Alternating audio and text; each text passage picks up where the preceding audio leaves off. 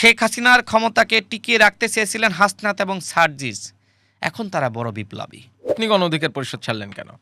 গণ অভ্যুত্থানের পরে এই আব্দুল হান্নান মাসুদ তার বৈঠক শুরুই হয়েছে আওয়ামী লীগের নেতাদের সাথে বসার মাধ্যমে।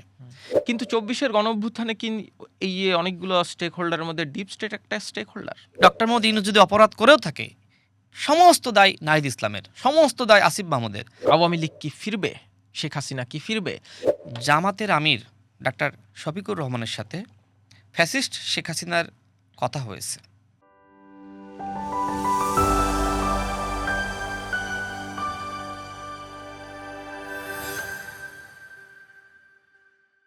চব্বিশের গণ অভ্যুত্থানে যে ঐক্যবদ্ধ বাংলাদেশ দেখেছিল, এখন তা অনেক ভাগে বিভাজিত। এই বিভাজন কেন হলো? একটা নির্বাচন হয়েছে, নির্বাচনের পর নির্বাচিত সরকার দেশ চালাচ্ছে, কেমন চলছে বাংলাদেশ? সব মিলিয়ে বাংলাদেশের রাজনীতির গতিপথ নিয়ে আজকের পডকাস্ট কথা চলুকে আলোচনা করতে চাই। আমাদের আজকের অতিথি মোহাম্মদ রাশেদ খান, বিএনপি নেতা এবং গণ অধিকার পরিষদের সাবেক সাধারণ সম্পাদক। আপনাকে আমন্ত্রণ জানাচ্ছি রাশেদ। ধন্যবাদ। আমি আজকে আপনার ফেসবুকে ঢুকেছিলাম সকালেই, আজকে আমরা যখন কথা বলছি ৩ জুন, আপনার লাস্ট যে স্ট্যাটাস, সেই স্ট্যাটাসের একটা লাইন পড়ি একটু। গণঅভ্যুত্থানের পর সমন্বয়কদের মধ্যে সবচেয়ে বেশি দুর্নীতিতে জড়িয়ে পড়ে হান্নান মাসুদ। গণঅভ্যুত্থানের পর হান্নান মাসুদের মিটিং শুরু হয় আওয়ামী লীগের নেতাদের দিয়ে। আওয়ামী লীগের নেতাদের সাথে তার অসংখ্য মিটিং হয়েছে। এরপর একটা বড় স্ট্যাটাস দিয়েছেন যেখানে আপনি রিফাত রশিদ, মাহিন সরকার, আব্দুল গাফফার জিশান আত্মগোপনে থাকার কথা বলেছেন। এবং এর আগেও আমি টাইমলাইন ঘাটছিলাম, আপনি এনসিপি নেতাদের বেশ সমালোচনা করেন, নানান তথ্য উপাত্ত দেন। তারা তো একসময় আপনার সহযোদ্ধা ছিলেন। গণ অভ্যুত্থানের কথা যদি বলি ২৪-এর, কিংবা ২০১৮ সালে যখন কোটা সংস্কার আন্দোলন, তখন যদিও ওই গণ অভ্যুত্থানের নেতৃত্ব যারা দিয়েছেন বলে জানি আমরা, তারা ছিলেন না। কিন্তু এই যে ২৪-এর সময় ঐক্যবদ্ধ বাংলাদেশের কথা বলা হতো, সেটি এখন এত ভাগে বিভাজিত, কেন এই বিভাজন এলো? সবাইকে শুভেচ্ছা। ২৪-এর গণ অভ্যুত্থান কীভাবে শুরু হলো? নিশ্চয়ই একটা ইতিহাস আছে। হঠাৎ করে তো আসলে আসমান থেকে গণ অভ্যুত্থান শুরু হয়নি। ২০১৮ সালের যে কোটা সংস্কার আন্দোলন, সেই আন্দোলনের নেতৃত্ব নুরুল হক নূর, আমি সহ আমাদের সহযোদ্ধারা দিয়েছি। এবং সেই সময় আমাদের সাথে আন্দোলনে নাহিদ ইসলাম, আক্তার হোসেন তারাও ছিলেন। পরবর্তীতে তারা আমাদের সাথে রাজনীতিও করেছেন। একসাথে আমাদের অনেক চলার ইতিহাস আছে। পরবর্তীতে গন্তব্য আলাদা হয়েছে। তবে যে সময় আবারও কোটা ফিরে আসলো, নিশ্চয়ই আমরা চুপ করে বসে থাকিনি। যেহেতু এই আন্দোলনের মাধ্যমেই আমাদের পরিস্থিতি বা আমাদের এক ধরনের যে উত্থান, সেটা কিন্তু ২০১৮ সালের কোটা সংস্কার আন্দোলনকে কেন্দ্র করেই। যে কারণে ২০২৪ সালে যখন আবারও হাইকোর্টের রায়ের মাধ্যমে কোটা ফিরে আসে, তখন আমরা সিদ্ধান্ত নিলাম যে এইবার আর শুধুমাত্র কোটা সংস্কার আন্দোলন নয়, এইবার এই আন্দোলনকে রাষ্ট্র সংস্কার আন্দোলনের দিকে নিয়ে যেতে হবে। যেহেতু ২০১৮ সালে আমাদের আসলে ওই ধরনের পলিটিক্যাল ইন্টেনশন ছিল না, কিন্তু ১৮ সাল থেকে ২৪ সাল পর্যন্ত লড়াই করতে গিয়ে দেখেছি যে হাসিনা কীভাবে রন্ধ্রে রন্ধ্রে ফ্যাসিবাদ সৃষ্টি করেছে। এই ফ্যাসিবাদ থেকে রাজনৈতিক আন্দোলনের মাধ্যমে আমরা মুক্তি লাভ করতে পারছিলাম না। কারণ আমরা যে সময় ছাত্র রাজনীতি শুরু করেছি, সেই ছাত্র রাজনীতির পরে যখন জাতীয় রাজনীতিতে আমরা প্রবেশ করেছি, আমরা দেখেছি যে কিভাবে হাসিনা বাংলাদেশে তার জুলুমতন্ত্র প্রতিষ্ঠা করেছিল। যে কারণে মনে হয়েছে যে রাজনৈতিক আন্দোলনের মাধ্যমে যেহেতু একের পর এক আমরা ব্যর্থ হচ্ছি, সুতরাং এই কোটা সংস্কার আন্দোলন একটা সময় রাষ্ট্র সংস্কার আন্দোলনে পরিণত হবে। কারণ এই আন্দোলন এতটাই জনপ্রিয়, এই আন্দোলনে বিশ্ববিদ্যালয়ের শিক্ষার্থীরা সম্পৃক্ত হয় এবং একটা সময় এই আন্দোলনে শেখ হাসিনা বাধা দিবে। আর বাধা যখন দিবে তখন বাঁধবে লড়াই। সেই লড়াইয়ের প্রস্তুতি নিয়ে আমরা রেখেছিলাম। শুধুমাত্র আমরা না, যেহেতু নুরুল হক নূর সহ আমরা একসাথে লড়াইটা করেছি এবং বিএনপির সাথে যুগপৎ আন্দোলনটা ছিল, সেক্ষেত্রে বিএনপি বড় একটি দল, তাদের সাথে এই আলোচনায় হয়েছিল যখন বাধা দিবে তখন লড়াইটা বাধাতে হবে। সেই কাজটা কিন্তু হয়েছে। সেই আলোচনায় আমি পরে যাব।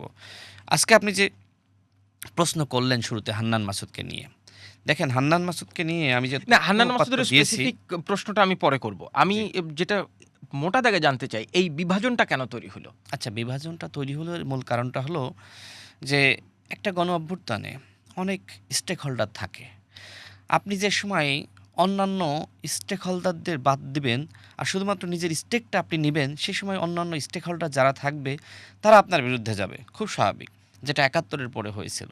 ৭১-এর পরে যেমনিভাবে যারা আপনার জাসদের নেতৃবৃন্দ ছিল তাদেরকে অবহেলা করা, তাদেরকে বঞ্চিত করা, তাদেরকে নানানভাবে আপনার হত্যার ঘটনাও কিন্তু ঘটেছে। জাসদের প্রায় ৩০,০০০ নেতৃবৃন্দকে হত্যা করা হয়েছে, যেটি জাসদের পক্ষ থেকে অভিযোগ করা হয়।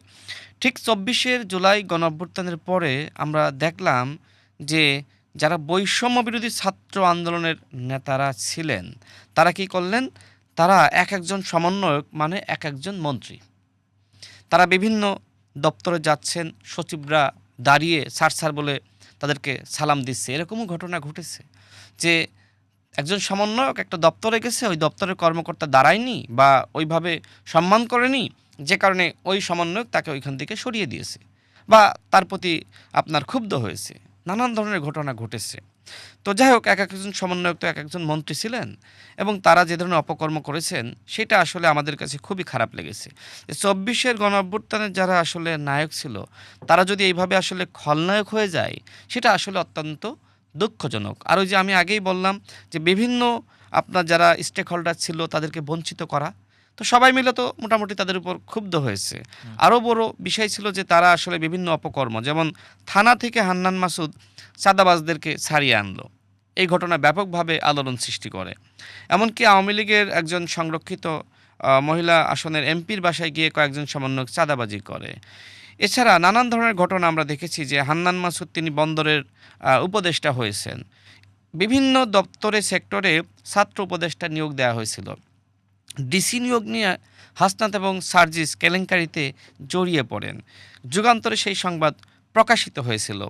এছাড়া আপনি নিশ্চয়ই খেয়াল থাকবে আপনার যে একজন নারী তিনি ১০ লাখ টাকা দিতে চেয়েছিলেন সার্জিসকে, সেখানে তিনি ৭ লাখ টাকা একজনের মাধ্যমে পাঠান। ওই নারীর যে অডিও ছিল সেখানে বলা হচ্ছে যে সর্বমোট কাজ পাইয়ে দেওয়ার কথা বলে ৪৮ লাখ টাকা সার্জিস সেই নারীর কাছ থেকে নিয়েছে। অর্থাৎ গণ অভ্যুত্থানের নেতারা যখন এই কেলেঙ্কারিতে জড়িয়ে পড়েন তখন গণ অভ্যুত্থানকে নিয়েই মানুষ কিন্তু প্রশ্ন তোলে যে যারা গণ অভ্যুত্থানের নেতৃত্ব দিল তারা যদি এইভাবে নানান ধরনের অপরাধে সম্পৃক্ত হয় তাহলে কিভাবে তাদের সাথে মানুষ থাকবে। এই জন্যই তো মূলত আপনার এক ধরনের বলা যায় যে গণ অভ্যুত্থানের পরে যারা স্টেক হোল্ডার ছিল তাদের ভিতরে আমি বলবো কামড়াকামড়ি শুরু হয়েছিল এবং এই কামড়াকামড়ির সূত্রপাত ওই বৈষম্য বিরোধী ছাত্র আন্দোলনের যারা সমন্বয়ক ছিল তাদের মাধ্যমে, এমনকি তাদের নিজেদের মধ্যেও দ্বন্দ্ব। আপনি নিশ্চয়ই খেয়াল করবেন যে আপনার নাসিরউদ্দিন পাটোয়ারি তিনি আসিফ মাহমুদকে নিয়ে পোস্ট করেছিলেন যে বন্ধু, লোভে পড়ে নিজের শুধুমাত্র লাল পতাকার জন্য নিজেকে বিক্রি করে দিও না।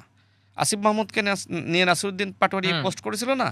এমনকি এরপরে আমরা দেখলাম যে আসিফ মাহমুদের হয়ে আপনার হান্নান আপনার আপনার সমন্বয়ক আব্দুল কাদের তিনি কিন্তু অনেক তথ্য তিনি ফাঁস করেছেন নাসিরউদ্দিন পাটোয়ারিকে নিয়ে। দেখেন, নাসিরউদ্দিন পাটোয়ারিকে নিয়ে আমি কিছু তথ্য বলি। আসলে নাহিদ ইসলাম যেহেতু আমাদের সাথে একসময় রাজনীতি করতেন, তো আমাকে এবং নুরুল হক নূরকে তার মন্ত্রীপাড়ার বাসায় কয়েকবার ডেকেছেন এবং তার যারা ঘনিষ্ঠ মানে তাদের যে একটা কোরাম আছে সেই কোরামের আপনার মাহফুজ আলম, তারপরে আপনার আসিফ মাহমুদ, এরপরে আপনার নাসিরউদ্দিন পাটোয়ারি, হান্নান মাসুদ, তারপরে তাদের যারা এরকম তাদের আশপাশের সিনিয়র নেতারা ছিলেন তাদেরকে ডাকতেন, প্রায়ই আলোচনা হতো। সেখানে আমি, নুরুল হক নূর সহ আমাদের কিছু সহযোদ্ধা থাকতেন। নাসিরউদ্দিন পাটোয়ারি এখানে তিনি সবসময় একটা কথা বলতেন যে ভাই, রাজনীতি করতে গেলে টাকা লাগবে। আমি তো তার সিনিয়র, এই জন্য ভাইই বলতেন যে ভাই, রাজনীতি করতে গেলে টাকা লাগবে। টাকা কই থেকে আসবে? এই যে আওয়ামী লীগের সম্পদ আছে, বিল্ডিং আছে, দখল করতে হবে। আওয়ামী লীগের যেখানে আর্থিক প্রতিষ্ঠান আছে সেখান থেকে অর্থ আদায় করতে হবে। অর্থাৎ নাসিরউদ্দিন পাটোয়ারি নিজেকে অনেক সংস্কারপন্থী এবং খুব সৎ নেতা হিসেবে দাবি করে, কিন্তু নাসিরউদ্দিন পাটোয়ারি মূলত ছিলেন একজন অসৎ নেতা, যিনি আরএফএল কোম্পানিতে মাত্র কয়েক হাজার টাকা বেতনে চাকরি করতেন। সেই নাসিরউদ্দিন পাটোয়ারি এখন যখন বিভিন্ন জেলায় যান, নিজের গাড়িবহর, নিজের সাথে নেতাকর্মীরা থাকে, বিলাসবহুল ফ্ল্যাটে ভাড়া থাকেন, এমনকি তার আর্থিক অবস্থার ব্যাপক পরিবর্তন হয়েছে। আমি শুধু একটি তথ্য আপনাকে দিব। এই যে ঢাকা উত্তরের যিনি প্রশাসক ছিলেন মোহাম্মদ এজাজের যত দুর্নীতি এবং কেলেঙ্কারি সেটা কিন্তু এনসিপিকে আপনার আর্থিক সহযোগিতা করতে গিয়েই তিনি এই দুর্নীতিতে জড়িয়েছিলেন।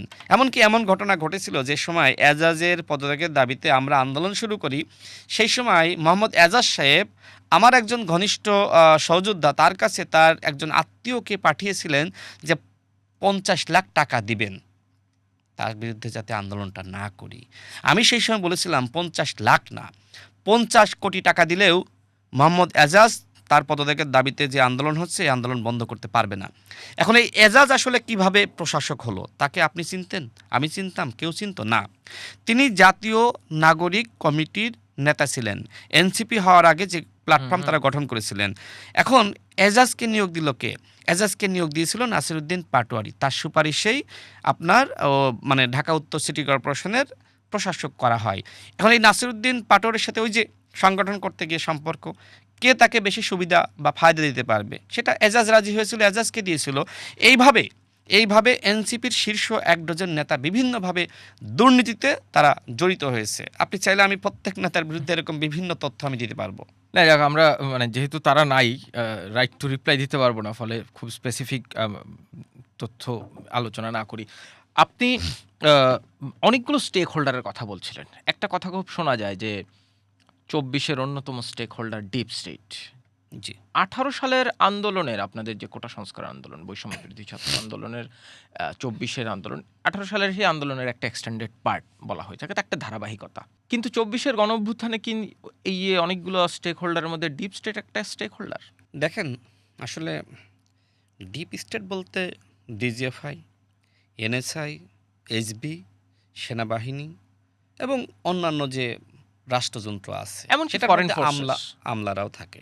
এখন তাদেরকে মূলত বোঝাই ২৪-এর গণঅভ্যুত্থানে প্রত্যেকের ভূমিকা ছিল, ডিপ স্টেটেরও ভূমিকা ছিল।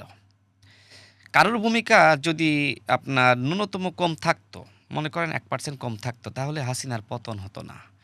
যেমনিভাবে সাধারণ মানুষ নেমে আসলো, সাধারণ মানুষের সাথে আপনার রাজনৈতিক কর্মীরা যুক্ত হলো, এর সাথে আপনার বিভিন্ন বাহিনীর প্রধানরা বা সরকারের আমলারা বা কর্মকর্তারা যুক্ত হলেন। সব মিলিয়ে গণ অভ্যুত্থান হওয়ার জন্য যা যা দরকার ছিল প্রত্যেকটা উপাদান এই গণ অভ্যুত্থানে ছিল। এখন ১৮ সালে কেন গণ অভ্যুত্থান হলো না সেই প্রশ্ন আসতে পারে। যেহেতু কোটা সংস্কার আন্দোলনকে কেন্দ্র করেই তো গণ অভ্যুত্থান। দেখেন ১৮ সালে বাংলাদেশের যে বাস্তবতা ছিল সেই বাস্তবতা অত্যন্ত কঠিন এবং ভয়াবহ ছিল। সেই সময় শেখ হাসিনা মানে স্বৈর রানীতে তিনি রূপ নিয়েছিলেন, তার বিরুদ্ধে কোনো কথা বলা যেত না। এমনকি ১৮ সালের কোটা সংস্কার আন্দোলনের সময় আমি এই কথা বলে জেলে গিয়েছিলাম। আমি বলেছিলাম যে এইটা কি তার বাপের রাষ্ট্র? এরপরে ওই আন্দোলন চলাকালীন সময়েই আমার নামে শেখ হাসিনাকে মানে ওই সময়কার ফ্যাসিস্ট প্রধানমন্ত্রীকে কটূক্তি করার মামলা হয়। সেই মামলায় আমাকে ১৫ দিন রিমান্ডের নির্যাতনের শিকার হতে হয়েছে। অতিরিক্ত আরও ৩ দিন আমি রিমান্ডের নির্যাতনের শিকার হয়েছি, মানে হেফাজতে ছিলাম। সব মিলে আমি ১৮ দিন পুলিশের রিমান্ডের নির্যাতনের শিকার হয়েছি। সেই রিমান্ডে থাকা অবস্থায় আমি দেখেছি যে পুলিশ কতটা অমানুষ হতে পারে। একজন এডিসি, তার নাম ইশতিয়াক আহমেদ, তার নামটা আসলে আমি কখনোই ভুলতে পারি না। সেই সময় অনেক পুলিশ ছিলেন, মোটামুটি অনেকের নাম আমি ভুলে গিয়েছি, কিন্তু একজনের নাম ভুলতে পারি না। তিনি এডিসি ইশতিয়াক আহমেদ। তিনি আমাকে ব্যাপকভাবে নির্যাতন করেছিলেন। আরও কিছু পুলিশ সদস্য আমি দেখেছি যারা আমার সাথে ভালো আচরণও করেছে। তো সেই জায়গা থেকে আমি দেখেছি যে প্রশাসনের মধ্যে যে পশুত্ব সেটা আমি নিজে দেখেছি এবং নিজে সেই নির্যাতনের শিকার হয়েছে। আমি সবাইকে খারাপ বলছি না, কিন্তু একটা অংশ মানে দানবে পরিণত হয়েছিল। তারা শেখ হাসিনাকে রক্ষা করার জন্য সাধারণ মানুষকে নির্যাতন নিপীড়ন করা। আমি তো কোনো অন্যায় করি নাই, আমার অপরাধ ছিল আন্দোলনের নেতৃত্ব দেওয়া। তো যে কথা বলছিলাম যে ওই সময়কার পরিস্থিতি খুবই ভয়াবহ। আমাদেরকে জেলে নেওয়ার পরে শিক্ষার্থীরা মাঠে নামে নাই, আমাদেরকে জেলে নেওয়ার পরে সাধারণ মানুষ মাঠে নামে নাই। আমি কিন্তু একটা লাইভ করেছিলাম, নিশ্চয়ই আপনি জানেন। আমি অ্যারেস্ট হওয়ার আগে বলেছিলাম আমাকে বাঁচাও বাঁচাও, আমাকে বাঁচাতে কেউ আসে নাই। তো সেই সময় যদি সাধারণ মানুষ শিক্ষার্থীরা আমাদেরকে বাঁচানোর জন্য রাজপথে নেমে আসতো, ওই সময় গণঅভ্যুত্থান হয়ে যেত। এইবার কি হয়েছে? এইবার যে সময় সমন্বয়করা আত্মগোপনে গেছে, এমনকি নাহিদ ইসলামদেরকে যখন হাসপাতালে আপনার এক ধরনের বলা যায় অবরুদ্ধ করে রাখা হয়েছে বা গুম করা হয়েছিল, তখন তো সাধারণ মানুষ নেমেছে, রাজনৈতিক শক্তি নেমেছে। আমি আগেই কিন্তু শুরুতে বলেছিলাম যে আমরা আগে থেকেই প্রস্তুতি নিয়ে রেখেছিলাম যে বাধা আসলে বাঁধবে লড়াই। আপনাকে আপনার দুইটা ঘটনা বলি। আপনার ১৭ জুলাই গায়েবানা জানাজা হয় বাইতুল মোকাররম মসজিদের সামনে, এবং সেখানে বিএনপির মহাসচিব তিনি একটি কৌশলী বক্তব্য দিয়েছিলেন, নিশ্চয়ই আপনার খেয়াল আছে। ওই দিনই রাত ১০টার সময় আবার বিএনপির সিনিয়র যুগ্ম মহাসচিব জনাব রুহুল কবির রিজভী তিনি আবার আন্দোলনে পূর্ণ সমর্থন দিয়ে জনগণকে নেমে আসার আহ্বান জানিয়েছিলেন। এই যে জনাব রুহুল কবির রিজভী তিনি যে জনগণকে রাজপথে নেমে আসার আহ্বান করলেন, বিএনপির সমস্ত শক্তিকে রাজপথে নেমে আসার আহ্বান করলেন, ১৮ সালে কি এই ঘটনা ঘটেছিল? ঘটে নাই। এই যে জনাব রুহুল কবির রিজভী এই কথা বললেন, কেন বললেন? আপনাকে হিস্ট্রিটা বলি। জনাব সালাউদ্দিন আহমেদ ওই সময় তিনি নির্বাসিত জীবনে তিনি ছিলেন ভারতে। আমি ওই সময় বিএনপির মহাসচিব তার বক্তব্য শুনে আমি জনাব সালাউদ্দিন আহমেদকে বললাম যে এতদিন যে আমরা আসলে এক ধরনের প্রস্তুতি নিয়ে রেখেছিলাম, হ্যাঁ মহাসচিবের বক্তব্য কৌশলী, যেহেতু শেখ হাসিনা এবং ওবায়দুল কাদেররা বারবার বলছে এটা জামাত বিএনপির আন্দোলন, এবং এই জামাত বিএনপির আন্দোলন বলে মূলত শিক্ষার্থীদের উপর নির্যাতন করতে চায়। এই জন্য মহাসচিব বলেছিল যে এটা আসলে শিক্ষার্থীদের আন্দোলন, কৌশলী বক্তব্য ছিল। কিন্তু ওই যে শুরুতে প্রস্তুতি নিয়ে রাখলাম, তখন আমার কাছে মনে হয়েছিল যে এখন যেটি হতে পারে যে বিএনপি সহ ছাত্রদল যুব দলের যারা আপনার মাঠে ছিল মোটামুটি, তো তারা তো এখন আর মাঠে নামবে না, যেহেতু মহাসচিব এই বক্তব্য দিয়েছে। যে কারণে জনাব সালাউদ্দিন আহমেদ আমার কথা শোনার পরে বাংলাদেশের বর্তমান মাননীয় প্রধানমন্ত্রী, ওই সময় বিএনপির ভারপ্রাপ্ত চেয়ারম্যান ছিলেন জনাব তারেক রহমানকে তিনি ফোন দিলেন। ফোন দিয়ে বললেন যে মহাসচিব একটা কৌশলী বক্তব্য দিয়েছে, কিন্তু আমরা যেহেতু আগে থেকে প্রস্তুতি নিয়ে রেখেছি, সুতরাং এখন আমাদের আন্দোলনে পূর্ণ সমর্থন না দিলে এই লড়াইয়ে আমরা আসলে হেরে যাব। তখন মাননীয় প্রধানমন্ত্রী জনাব তারেক রহমান তিনি স্থায়ী কমিটির মিটিং ডাকলেন।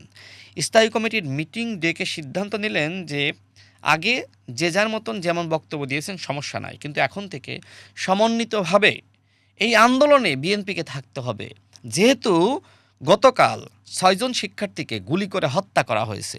সুতরাং এই হত্যার পরে দল হিসেবে বিএনপি কৌশলী ভূমিকা নিতে পারে না, আমাদেরকে এখন সরাসরি রাজপথে নামতে হবে। তার মানে কি? তার মানে এই যে বিএনপি সহ গণ অধিকার পরিষদ অন্যান্য দলের যে প্রস্তুতি ছিল তারা মাঠে নেমে গেল, এটা কি ১৮ সালে হয়েছিল? হয় নাই তো।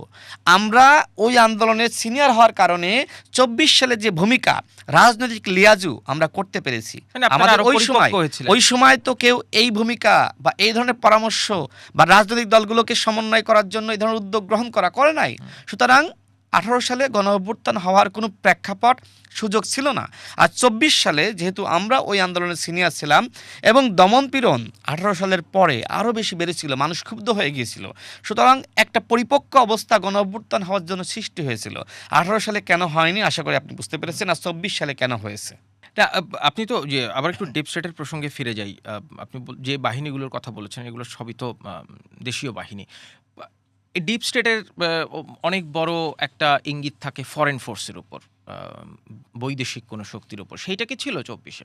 ২৪-এ যেটা হয়েছিল সেটা হলো ৩০ জুলাই ফ্যাসিস্ট স্বরাষ্ট্রমন্ত্রী আসাদুজ্জামান খান কামালের সাথে জাতিসংঘের আবাসিক প্রধান সমন্বয়কারী তিনি যে বৈঠক করতে গিয়েছিলেন, সেখানে কয়েকটি কথা বলা হয়েছিল যে জাতিসংঘের কাছে যে ভাড়া দেওয়া হয় সেনাবাহিনীর এপিসি, সেই লোগো ব্যবহার করে কেন ছাত্র জনতার উপরে গুলি চালানো হলো, এবং সেই সময় এই যে হত্যার তদন্ত হবে কি না, কতদিনে হবে, সেই প্রশ্নগুলো করা হয়েছিল। আর একটা কথা বলা হয়েছিল যেটা আসাদুজ্জামান খান কামাল গণমাধ্যমে বলে নাই, সেইটা হলো আপনারা যদি এইভাবে হত্যা কন্টিনিউ করেন তাহলে মিশন বন্ধ হয়ে যাবে। নিশ্চয়ই আপনার মনে আছে সেই ফখরুদ্দিন মঈনুদ্দিনের সময় কিন্তু এই মিশন ইস্যু এইটা কিন্তু বিশাল একটি বিষয় ছিল, এবং এই কারণে কিন্তু ওই ১-১১ সৃষ্টি হয়। ঠিক একইভাবে এই মিশনের বিষয়টা আসলে যারা আপনার বিভিন্ন বাহিনীর সদস্য আছে তারা এটাকে ভালোভাবে নেয়নি, যে শেখ হাসিনাকে রক্ষা করতে গিয়ে কেন আসলে এই মিশন বা আন্তর্জাতিক কমিউনিটির সাথে আমাদের যে সম্পর্ক সেই সম্পর্ক নষ্ট করব, বা আমাদেরকে তো আন্তর্জাতিক কমিউনিটি আমাদেরকে তো আসলে ফ্যাসিস্ট বাহিনী হিসেবে বলবে যে আমরা এই দেশে গণহত্যা চালাচ্ছি। এই দায়টা বিভিন্ন বাহিনীর সদস্যরা আসলে নিতে চায়নি। অর্থাৎ এই যে আপনার জাতিসংঘের প্রধান আবাসিক সমন্বয়কারী স্বরাষ্ট্রমন্ত্রী আসাদুজ্জামান খান কামালের সাথে বসলেন এবং এই সামগ্রিক যে আলোচনা করলেন, এইটা আসলে বিরাট ধরনের একটি চাপ সৃষ্টি হয়েছিল এবং এইটা ওই সময় সেনাবাহিনী সহ বিভিন্ন বাহিনীর মধ্যে ছড়িয়ে পড়েছিল যে আসলে এই যে জাতিসংঘের যে গাড়িগুলো বা আপনার এপিসি পাঠানো হয়েছিল এবং এই যে লোগো সম্বলিত যে এপিসি শেখ হাসিনা রাস্তায় নামালো মানুষকে ভয় দেখানোর জন্য, গুলি চালানোর জন্য, এই ১৯ জুলাই কিন্তু এটা হয়েছিল। সে কারণে আসলে বড় একটা সুযোগ সৃষ্টি হয়েছিল জাতিসংঘের জন্য যে এই হাসিনা যে হত্যাযজ্ঞ চালাচ্ছে সে বিষয়ে কথা বলা। অন্যথায় আমার কাছে মনে হয় জাতিসংঘ এত দ্রুত কথা বলতো না। অর্থাৎ হাসিনা তার ফাঁদে নিজেই পা দিয়েছিল। এখন তিনি তো আসলে বারবার ভুল করছিলেন আর রক্ষা পাচ্ছিলেন, কিন্তু একটা ভুল তিনি করলেন ১৯ জুলাই। সেই ১৯ জুলাইয়ের এপিসি নামানোর ভুল, সেই ভুলের খেসারত তাকে দিতে হয়েছে। জাতিসংঘ কথা বলার সুযোগ পেয়েছিল এবং আমি যতটুকু জানি, আমার কাছে যতটুকু মানে তথ্য রয়েছে, সেনাবাহিনী মোটামুটি ১ আগস্টেই সিদ্ধান্ত নিয়েছিল যে শেখ হাসিনাকে তারা কোনোভাবেই আর সমর্থন দিবে না। নিশ্চয়ই আপনি জানেন যে ২ আগস্ট একটি মিটিংও হয়েছিল। 3 আগস্ট সম্ভব। 3 আগস্ট, আচ্ছা যাই হোক, একটা মিটিংও হয়েছিল। ২ আগস্ট যেটা হয়েছিল যে আপনার মিটিংয়ের যে আপনার নোটিশ সেটা দেওয়া হয়েছিল। এই নোটিশটা তো গণমাধ্যমে এসেছিল। আর ৩ আগস্ট মিটিং হয়। তো মোটামুটি মানুষ কিন্তু স্পষ্ট হয়ে গেছে যে সেনাবাহিনী তার একটা অবস্থান ক্লিয়ার করতে যাচ্ছে। এই যে সেনাপ্রধান বললেন যে আমরা ছাত্র জনতার বুকে গুলি চালাবো না, ওই দিনই তো হাসিনার চূড়ান্ত পতন হয়ে গেছে। এই বক্তব্যের পরে কি হাসিনার টিকে? এবং সেনাবাহিনী মোটামুটি আমি যতটুকু তথ্য পেয়েছিলাম ১ আগস্ট থেকে তারা এই সিদ্ধান্ত নিয়ে ফেলিয়েছিলেন। তো অবশ্যই রাষ্ট্রযন্ত্রের একটা ভূমিকা ছিল, তারা ফ্যাসিস্টকে আর আপনার ক্ষমতায় রাখতে চায়নি। তার মানে কি ৩০ জুলাই প্রধান সমন্বয়কারীর যে বক্তব্য, আপনার এরপরে ২ জুলাই সেনাবাহিনী যে ৩ আগস্ট, দুঃখিত ২ আগস্ট তারা যে একটা নোটিশ দিল, আর ৩ আগস্ট যে মিটিং করে সিদ্ধান্ত নিল যে ছাত্র জনতার বুকে আমরা গুলি চালাবো না, তার মানে তাদের একটা ভূমিকা ছিল তো, তাই না? সবার ভূমিকা না থাকলে তো গণঅভ্যুত্থান হইতো না। এতটুকু বলতে চাই, যদি ৩ আগস্ট সেনাবাহিনী এই সিদ্ধান্ত না নিত, হাসিনার এত সহজে পতন হতো না। ৫ আগস্ট আমি গণঅভ্যুত্থান নিয়ে একটা বই লিখতে গিয়ে আমি যে তথ্যগুলো পেয়েছি, আমি ২টা বই লিখেছি ইতিমধ্যে। একটা ২০১৮ সালের কোটা সংস্কার আন্দোলন নিয়ে আর ২০২৪ সালের গণঅভ্যুত্থান নিয়ে, যেহেতু একটার সাথে আর একটা আসলে সম্পর্কিত, যে কারণে ২টা বই আমাকে লিখতে হয়েছে। ৫ আগস্ট এমনও ঘটনা ঘটেছে, যারা আসলে আন্দোলনের সমন্বয় করছিলেন তাদের সাথে কথা বলতে গিয়ে আমি যে তথ্যগুলো পেয়েছি, সেনাবাহিনীর অনেক সদস্য তারা ওই আন্দোলনকারীদেরকে বলছিলেন যে আপনারা মানে সংখ্যা আরও বাড়াতে হবে, আপনারা এত অল্প লোক নিয়ে রাজপথে নামলে হবে না। এমনকি আমার কাছে যেটি মনে হয়েছে যে প্রশাসনের লোকজন এক প্রকার চাচ্ছিলেন যে খুব দ্রুত হাসিনার বিদায় হোক, জনগণ রাজপথে নামুক। নিশ্চয় আপনি জানেন যে উত্তরা থেকে যে একটা মিছিল আসছিল, প্রায় ২ লাখ মানুষের মিছিল, সেই সময় যেটি হয়েছিল যে শুরুতে সেনাবাহিনী তাদেরকে এক প্রকার মানে বাধা না দিলেই না, হ্যাঁ, সেই চেষ্টাটা করছিলেন, কিন্তু সেনাবাহিনী কি গুলি চালিয়েছে? এরপরে সেনাবাহিনী যে সময় দেখছে যে বিশাল লোকজন, হ্যাঁ, সেনাবাহিনী কিন্তু ছেড়ে দিয়েছে। সেই মানুষ কিন্তু গণভবনমুখী হয়েছিল এবং সেই মেসেজটা কিন্তু আপনার শেখ হাসিনার কাছে যায়। আপনি নিশ্চয়ই জানেন যে আন্তর্জাতিক গণমাধ্যমে যে কয়েকটা নিউজ হয়েছে, সেই সময় এইটাই কিন্তু বড় একটি বিষয় ছিল। শেখ হাসিনাকে বলা হয় যে উত্তরা থেকে লাখ লাখ মানুষের মিছিল আসতেছে, আপনি যদি এখন সিদ্ধান্ত না নেন সেক্ষেত্রে এই গণভবনে মানুষ আসবে, আপনাকে তারা কিন্তু আপনার পিটিয়ে হত্যা করবে, আমরা কিছুই করতে পারবো না, আমরা কিন্তু মানুষের বুকে গুলি না চালানোর সিদ্ধান্ত নিয়েছি। তার মানে ডিপ স্টেটের একটা বিশাল ভূমিকা ছিল গণ অভ্যুত্থানে। 3 আগস্টের সেই সিগন্যালে তো এক ধরনের পরিষ্কার বার্তাই পাওয়া গেছে। ৫ আগস্টে পতন হলো। তখন কি আপনারা জানতেন ডক্টর ইউনূস প্রধান উপদেষ্টা হতে যাচ্ছেন অন্তর্বর্তী সরকারের? না, ওই সময়কার বাস্তবতায় আসলে ডক্টর মোহাম্মদ ইউনূস যে প্রধান উপদেষ্টা হবেন এটা তো কেউই জানতো না। তবে ছাত্ররা নাকি সিদ্ধান্ত নিয়েছিল তারা ডক্টর মোহাম্মদ ইউনূসকেই আসলে প্রধান উপদেষ্টা করতে চায়। পরবর্তীতে আপনার গুঞ্জন শোনা যাচ্ছিল যে তাকেই তারা চাচ্ছেন। যেহেতু ছাত্ররা সামনে থেকে নেতৃত্ব দিয়েছে, তাদের চাওয়াকে আসলে কেউ ইগনোর করে নাই। হ্যাঁ, ডক্টর মোহাম্মদ ইউনূসের বিশেষ করে ফখরুদ্দিন মঈনুদ্দিনের আমলে ১/১১-র সময় ভূমিকা নিয়ে অনেকের প্রশ্ন আছে, যে কারণে অনেকে কনফিউশনে ছিল যে তিনি আসলে দায়িত্ব আসার পরে আসলে কি করবেন। ওই সময় প্রধান উপদেষ্টা হওয়ার জন্য ডক্টর মোহাম্মদ ইউনূসকে বলা হয়েছিল ১/১১-র সময়। তিনি বলেছিলেন কতদিন? তো ওই সময় বলা হয় যে ৩ মাস। তিনি বললেন না, ডক্টর মোহাম্মদ ইউনূস আসলে ৩ মাসের কোনো সরকারে যাবে না।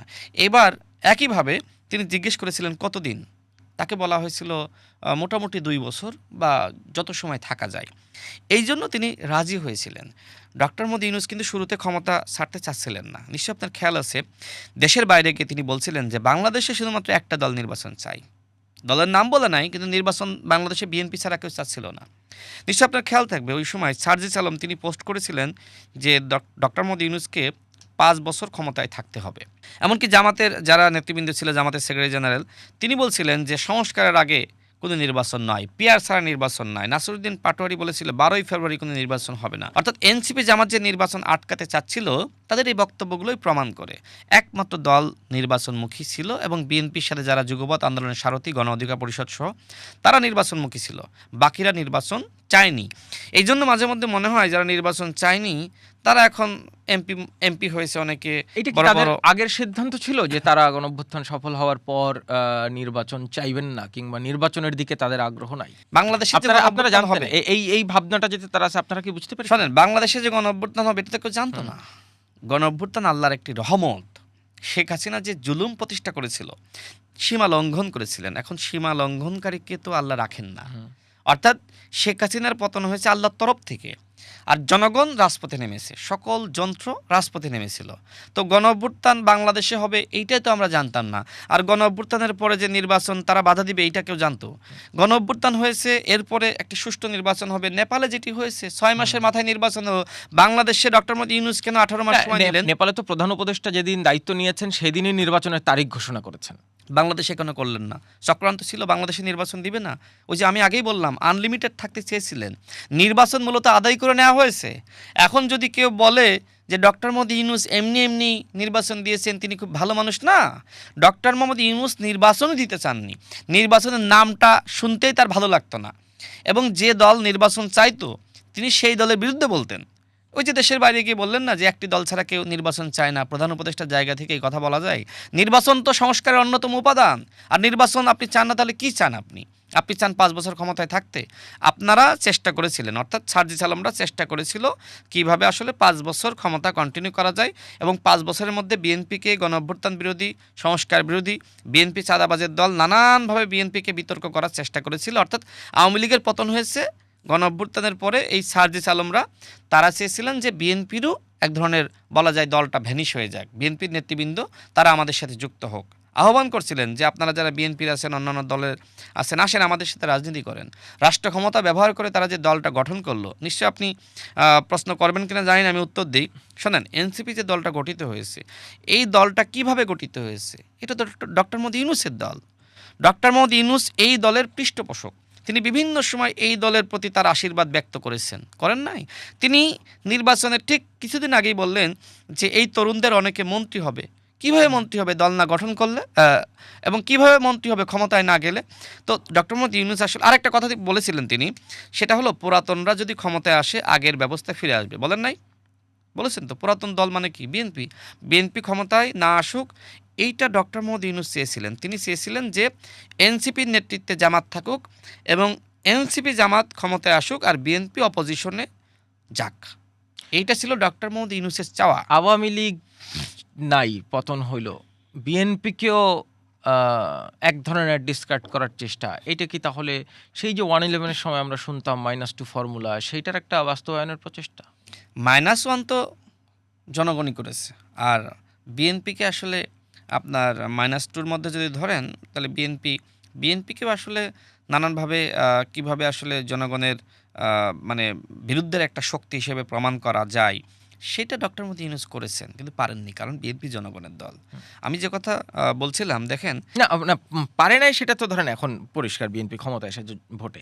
কিন্তু আমি জানতে চাচ্ছি, যদি এই ইন্টেনশনই থাকতো, তাহলে কি এটা 111-এর সময় আমরা যে দুই দলকে বাদ দিয়ে রাজনীতিকরণের একটা কথা শুনতাম, এই 24 কি তাহলে সেই 111-এর অপ্রাপ্তির একটা? গণঅভ্যুত্থান আসলে সেই 111-এর একটা অংশ, সেটা আমি বলবো না।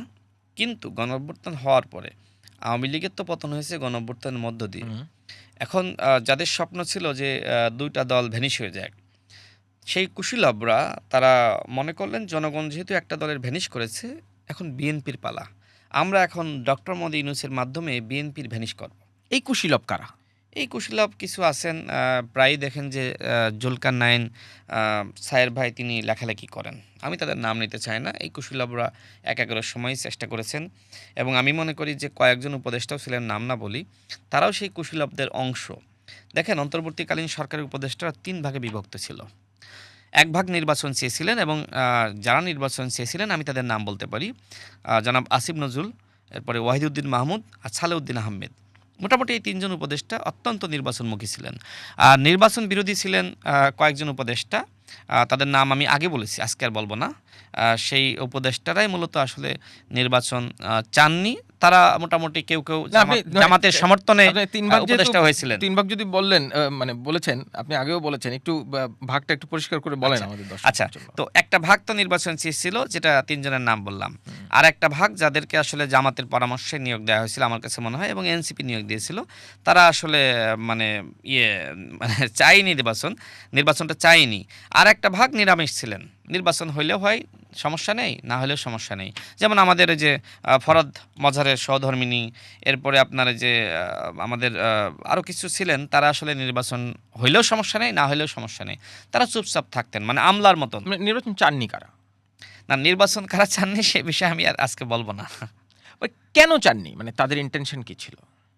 তাদের ইন্টেনশন ছিল ডক্টর মোহাম্মদ ইউনূস একজন ভালো মানুষ, দীর্ঘ সময় ক্ষমতায় থাকুক, বিএনপি সম্পর্কে নেতিবাচক ধারণা সৃষ্টি করা, বয়ান সৃষ্টি করা যে বিএনপি একটি খারাপ দল, আওয়ামী লীগের মতন খারাপ দল, ছাত্রদল ঠিক ছাত্রলীগের মতন, এ ধরনের বয়ান উৎপাদন করে বিএনপিকে ভ্যানিশ করা। এই জন্য সময় লাগবে তো, তাই না? সেই সময় তারা চেয়েছিলেন। আমি একটু আপনার আগের প্রসঙ্গে ফিরে যাই। আপনি বলছিলেন যে লড়াইয়ের প্রস্তুতিটা আপনারা রেখেছিলেন।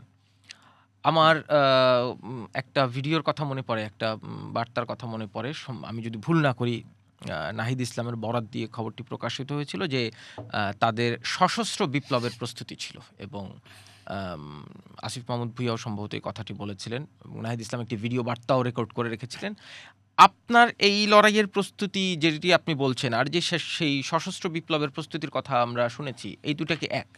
নাহিদ ইসলাম যে সশস্ত্র বিপ্লবের কথা বলেছিলেন, এটা পলিটিক্যাল বক্তব্য।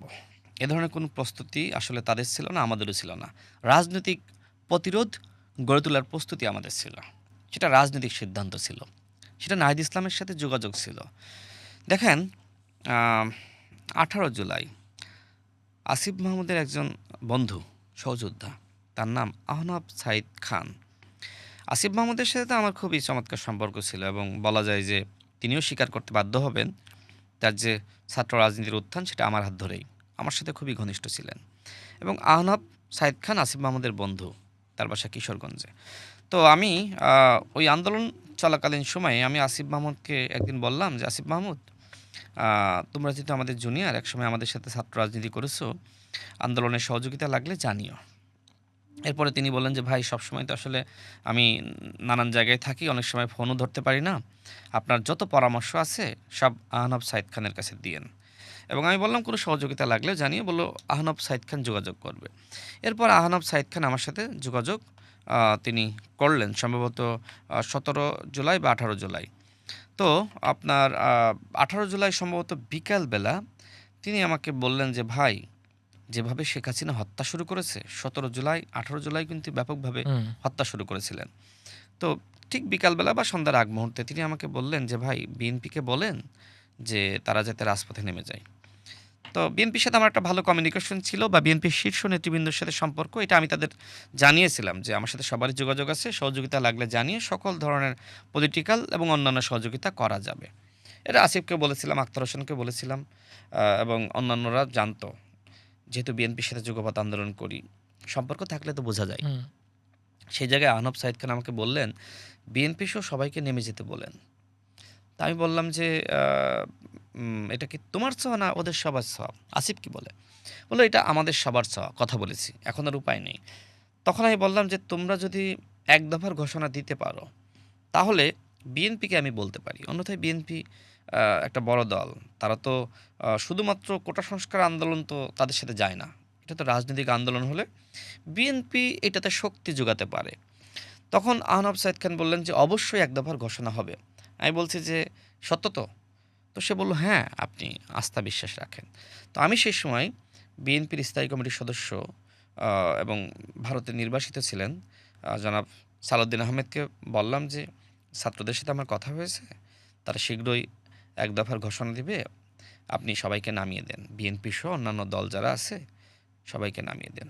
সেই সময় আমাকে তিনি বললেন, দেখো রাশেদ, আমরা তো আমাদের মানে ছাত্র দল বা তোমাদের যারা ছাত্র অধিকার পরিষদের অন্যান্য যারা আছে তারা তো মাঠে আছেই, এমনকি যুবদলের যারা তারাও আছে। এখন তারা কি আসলে এক দফার ঘোষণা দেবে? তো আমি তাকে বললাম যে আমি দায়িত্ব নিয়ে আপনাকে বলছি যে অবশ্যই তারা এক দফার ঘোষণা দিতে বাধ্য, উপায় নাই। তখন তিনি বললেন যে ঠিক আছে, আমি সবার সাথে কথা বলছি এবং সবাইকে ইনশাল্লাহ মাঠে নামাবো। এখন এই যে রাজনৈতিক সমন্বয়টা বিএনপি শুরু করলেন, সেটার একটা প্রমাণ আমি আপনাকে দিই। আমি গণ-অভ্যুত্থান নিয়ে বই লিখতে গিয়ে আমি যে তথ্যটা পেয়েছি, যে আসলে জামাত ইসলাম যে মাঠে নামলো কিভাবে? কোনো রাজনৈতিক সমন্বয় কি হয়েছিল? তো এই তথ্য আমি আবিষ্কার করেছি আ জামাত নেতা এবং বর্তমান এমপি আব্দুল্লাহ মোহাম্মদ তাহের সাথে আমি কথা বলেছিলাম। আমি তাকে বললাম যে, "ভাই, আপনারা যে দল হিসেবে মাঠে নামলেন, কোনো সমন্বয় কি হয়েছিল?" তিনি বললেন যে, "ওই সময় আমার সাথে সবথেকে বেশি কথা হতো জনাব সালাউদ্দিন আহমেদের সাথে এবং তিনি আমাকে বেশ রাজনৈতিক আলোচনা তার সাথে আমার হয়েছে এবং তিনি আসলে মূল কন্টাক্ট ছিলেন।" এই কথা বললেন। তিনি বলতে আরও বললেন যে, তিনি একদিন আমাকে আ ভারপ্রাপ্ত চেয়ারম্যান জনাব তারেক রহমানের সাথেও ওই সময় কথা বলিয়ে দিয়েছিলেন, যাতে করে জামাত আন্দোলনে নামতে আস্থা পায়। এই কথা আমাকে কে বললেন? এই কথা আমাকে তাহের ভাই বললেন যে, হ্যাঁ, জনাব সালাউদ্দিন আহমেদের সাথে আমার বেশি কথা হতো এবং প্রাইম মিনিস্টার বর্তমানে যিনি জনাব তারেক রহমান, তার সাথে ওই সময় তাকে কথা বলিয়ে দেয়। তার মানে কি? তার মানে রাজনৈতিক যে সমন্বয়টা, যে সময় হত্যা শুরু হয়েছে ওই সময় এই সমন্বয়টা বিএনপি করেছে। আরও একটি বিষয় বলি যে এই আন্দোলনে হেফাজতের কি ভূমিকাটা ছিল মানে গণঅভ্যুত্থানে, আমি সেটা আবিষ্কার করতে গিয়ে যে তথ্য পেলাম, হেফাজতের কয়েকজন গুরুত্বপূর্ণ নেতার সাথে আমি কথা বলেছি। তারাও আমাকে একই তথ্য দিলেন। হ্যাঁ, ওই সময় জনাব সালাউদ্দিন আহমেদ আমাদের সাথে কথা বলতেন। এমনকি তিনি আন্দোলনের যে ধরনের সহযোগিতা দরকার সে ধরনের মানে সমস্ত ধরনের সহযোগিতা তিনি হেফাজতের নেতৃবৃন্দকে করেছেন। মাদ্রাসার শিক্ষার্থীদেরকে তিনি করেছেন। যা লাগে সমস্ত ধরনের সহযোগিতা করেছেন। মনে করেন যে যারা আন্দোলন করছে সেখানে হঠাৎ করে পানি চলে গেল, তাই না? আন্দোলনকারীদেরকে তো পানি খেতে হয়, তৃষ্ণার্ত যারা হয়ে যায়। তো সেই পানি কে পাঠিয়েছে? কেউ না কেউ তো পাঠিয়েছে এবং সেই পাঠানোর ক্ষেত্রে তো কারো না কারো ভূমিকা ছিল। এমনকি যারা আহত হয়েছে, হাসপাতালে নিতে হবে, চিকিৎসা করাইতে হবে, কে করেছে? কেউ না কেউ তো ভূমিকা রেখেছে। এই ক্ষেত্রে যে সহযোগিতাগুলো লেগেছিল, সেই সহযোগিতাগুলো জনাব সালাউদ্দিন আহমেদ করেছিলেন হেফাজতের ওই নেতৃবৃন্দের মাধ্যমে। আমি তাদের নাম এখনই না বলি, কিছু কৌতূহল থাকুক, আমার বইয়ে সেগুলো নাম আসবে। তো এইভাবে আসলে গণ-অভ্যুত্থানের সময় বিএনপি ভূমিকা রেখেছে। দেখেন, আমি আরেকটা বিষয় জেনে খুবই অবাক হয়ে গিয়েছি। আমি গতকাল প্রাইম মিনিস্টারের সাথে সাক্ষাৎ করেছি। আমি তখন সেই বিষয়টা নিয়ে আলোচনা করেছিলাম। আমি গণ-অভ্যুত্থান নিয়ে বই লিখতে গিয়ে দেখলাম ঢাকা বিশ্ববিদ্যালয়ে ১৫ জুলাই নারী শিক্ষার্থীদের উপর ব্যাপক হামলা হয়েছিল না? এরপরে ১৬ জুলাই ২০১৮ সালের যারা আমরা কোটা সংস্কার আন্দোলনের নেতৃত্বে ছিলাম, সেই সংগঠকদের ব্যানারে আমরা একটা মানে মানে একটা আন্দোলন বলতে একটা আলোচনা সভার আমরা ডাক দিয়েছিলাম। প্রতিক্রিয়া সমাবেশ নাম ছিল।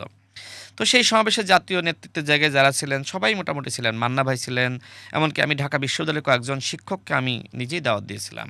শারমিন মুর্শিদ আপা, যিনি পরবর্তীতে উপদেষ্টা হন, তাকেও বলেছিলাম, কিন্তু তিনি আসলে পৌঁছাতে পারেননি, কাছাকাছি ছিলেন। শহীদুল আলম তিনি এসেছিলেন, সাইফুল হক ভাই, যারা রাজনৈতিক নেতৃত্ব, ববি হাজ্জাজ থেকে শুরু করে এবি পার্টির আপনার মঞ্জু ভাই, সবাই এসেছিলেন। তো আমি ওই সময় ঢাকা বিশ্ববিদ্যালয়ের একজন শিক্ষক লুৎফর রহমান স্যার, তিনি এসেছিলেন। তো আমি বই লিখতে গিয়ে স্যারকে জিজ্ঞেস করলাম যে, "স্যার, ওই সময়কার আসলে বিষয়ে আপনার কিছু জানা আছে কিনা? আপনি কি বলতে চান?" তো স্যার আমাকে বললেন যে, "তোমরা যে এই যে একটা প্রতিক্রিয়া সমাবেশের আয়োজনটা করলা, এই সমাবেশে আমাকে যাওয়ার জন্য ফোন দিয়েছিলেন জনাব তারেক রহমান।" তিনি বললেন যে, "শুরুতে আমি আসলে ফোনটা ধরতে পারি নাই। পরে আমি ব্যাক করেছি। তিনি আসলে ধরতে পারেননি। এরপরে আবার মেসেজ দিয়েছি, পরে আবার তিনি ফোন ব্যাক দিয়েছেন। তখন তিনি আমাকে বললেন যে, নুরুল হক নূর রাশেদ খানরা যে সমাবেশটা আয়োজন করেছে, যেহেতু ঢাকা বিশ্ববিদ্যালয়ের শিক্ষার্থীদের উপর হামলা হয়েছে, আপনারাও ঢাবির শিক্ষক, আপনারা যান সেখানে। আপনারা গিয়ে আপনারা প্রতিবাদ জানান।" জনাব তারেক রহমানের এইভাবে আন্দোলনের সময় ভূমিকা ছিল।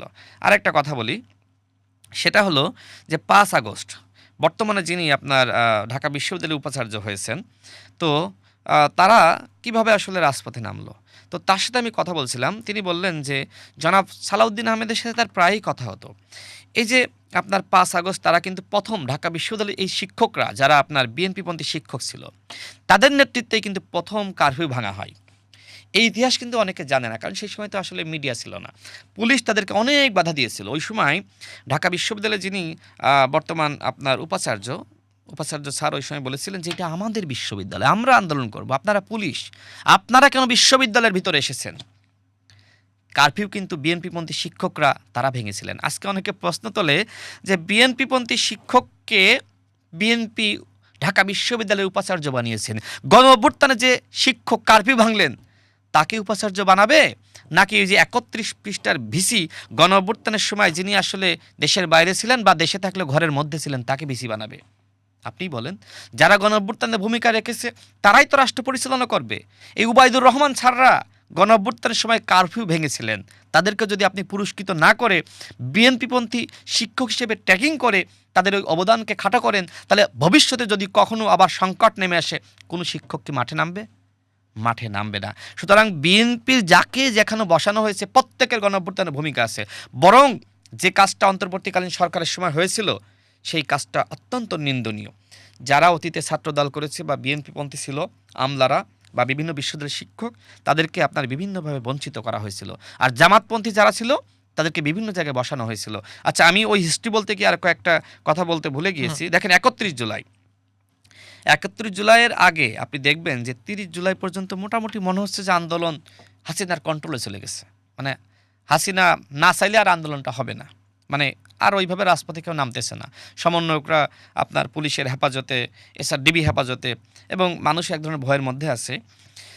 আমি এর আগে সম্ভবত ২৯ জুলাই জনাব সালাউদ্দিন আহমেদ, তাকে আমি বলেছিলাম যে ভাই, আমাদের যে ১৮ সালের অভিজ্ঞতা, সেই অভিজ্ঞতার সময় দেখেছি আমরা যে সময় জেলে, ওই সময় আমাদের মায়েরা রাজপথে নেমেছিল এবং ঢাকা বিশ্ববিদ্যালয়ের শিক্ষকরা রাজপথে নেমেছিল এবং সিভিল সোসাইটির যারা ছিল, মানে আমাদের শহীদুল আলম ভাইয়ের সহধর্মিণী রেহনুমা ম্যাম থেকে শুরু করে রাখাল রাহারা এবং হাসনাত কায়েম সাহেব, তারা মাঠে নেমেছিল। তো আমার অভিজ্ঞতাই বলে যে এখন এই আন্দোলনকে যদি আমরা আবার ব্যাক করতে চাই, তাহলে এখন আইনজীবী এবং শিক্ষকদেরকে এবং পেশাজীবীদেরকে মাঠে নামাইতে হবে। জনাব সালাউদ্দিন আহমেদ এরপরে উদ্যোগ নিলেন, তিনি আইনজীবী এবং যারা শিক্ষক ছিল তাদেরকে মাঠে নামানোর। ওই হাইকোর্টের সামনে নিশ্চয়ই আপনার খেয়াল থাকবে, সেখানে আপনার মাহবুবউদ্দিন খোকন, ব্যারিস্টার মাহবুবউদ্দিন খোকন ভাই কি বলেছিলেন? আমাকে গ্রেপ্তার করেন, কিন্তু ওই ছাত্রদেরকে গ্রেপ্তার করতে পারবেন না। পিজন ভ্যানের সামনে তিনি অবস্থান নেন নাই। ঢাকা বিশ্ববিদ্যালয় থেকে বিএনপিপন্থী শিক্ষকরা তারা কি মিছিল নিয়ে আসে নাই? কোর্ট থেকে, হাইকোর্ট থেকে কি বিএনপিপন্থী আইনজীবীরা বের হয়ে আসে নাই? এইটাও তো বিএনপির প্ল্যানের একটি অংশ ছিল। যারা বলে গণ অভ্যুত্থানে বিএনপির ভূমিকা নাই, তারা তো এই হিস্ট্রিগুলো জানে না। কিন্তু আমার কথা হলো, গণ অভ্যুত্থানের সময় আইনজীবী শিশির মনির এখন তো অনেক বড় কথা বলেন, কোথায় ছিলেন? তার ভূমিকা কি? তিনি বিশাল একজন সংস্কারবাদী হয়েছেন, গণ অভ্যুত্থানবাদী কেন হননি? আজকে গণ অভ্যুত্থানের পরে বিশাল বিশাল বিপ্লবী আমরা দেখছি, আমরা সেই গণ অভ্যুত্থানের সময় তো এই সকল বিপ্লবীদেরকে দেখি নাই। আমরা দেখছি সেই গণ অভ্যুত্থানের পরে নাসিরউদ্দিন পাটোয়ারিদের, হ্যাঁ আন্দোলনে তারা ছিলেন ভালো, কিন্তু গণ অভ্যুত্থানের সময় তো এত ভোকাল ছিলেন না। এখন তারা এত ভোকাল কেন? এমনকি আমরা আরও অনেক ভোকাল দেখছি। ঢাকা বিশ্ববিদ্যালয়ে ২-১ দিন পর পর দেখি টেবিল নিয়ে আর কয়েকটা মাইক্রোফোন নিয়ে অনেকে বসে যায়, গালিগালাজ করে সরকারের, বিএনপির নেতাদেরকে, এমপিদেরকে নাকি শাহবাগে পিটিয়ে মারবে। এরা কারা?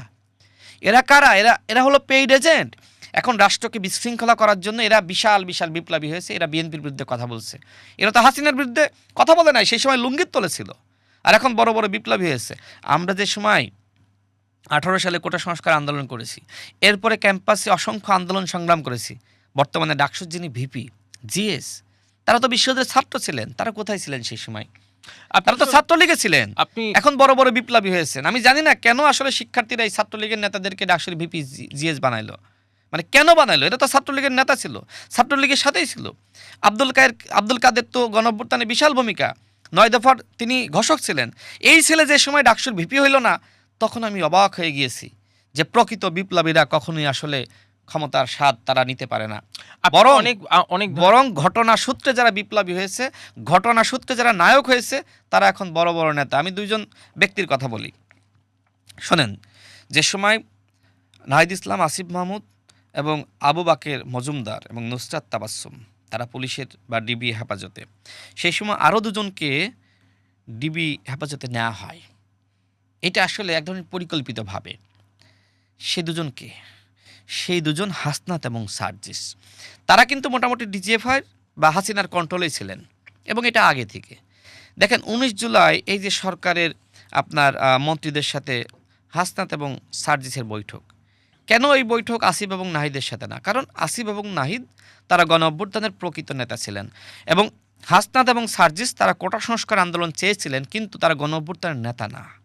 যে সময় নাহিদ এবং আসিফদেরকে ডিবি হেফাজতে নির্যাতন করা হতো, তাদেরকে মারধর করা হতো, ঠিক একই সময় হাসনাত এবং সার্জিস তারা জুস খেতেন। কোথায় জানেন? পুকুর পাড়ে।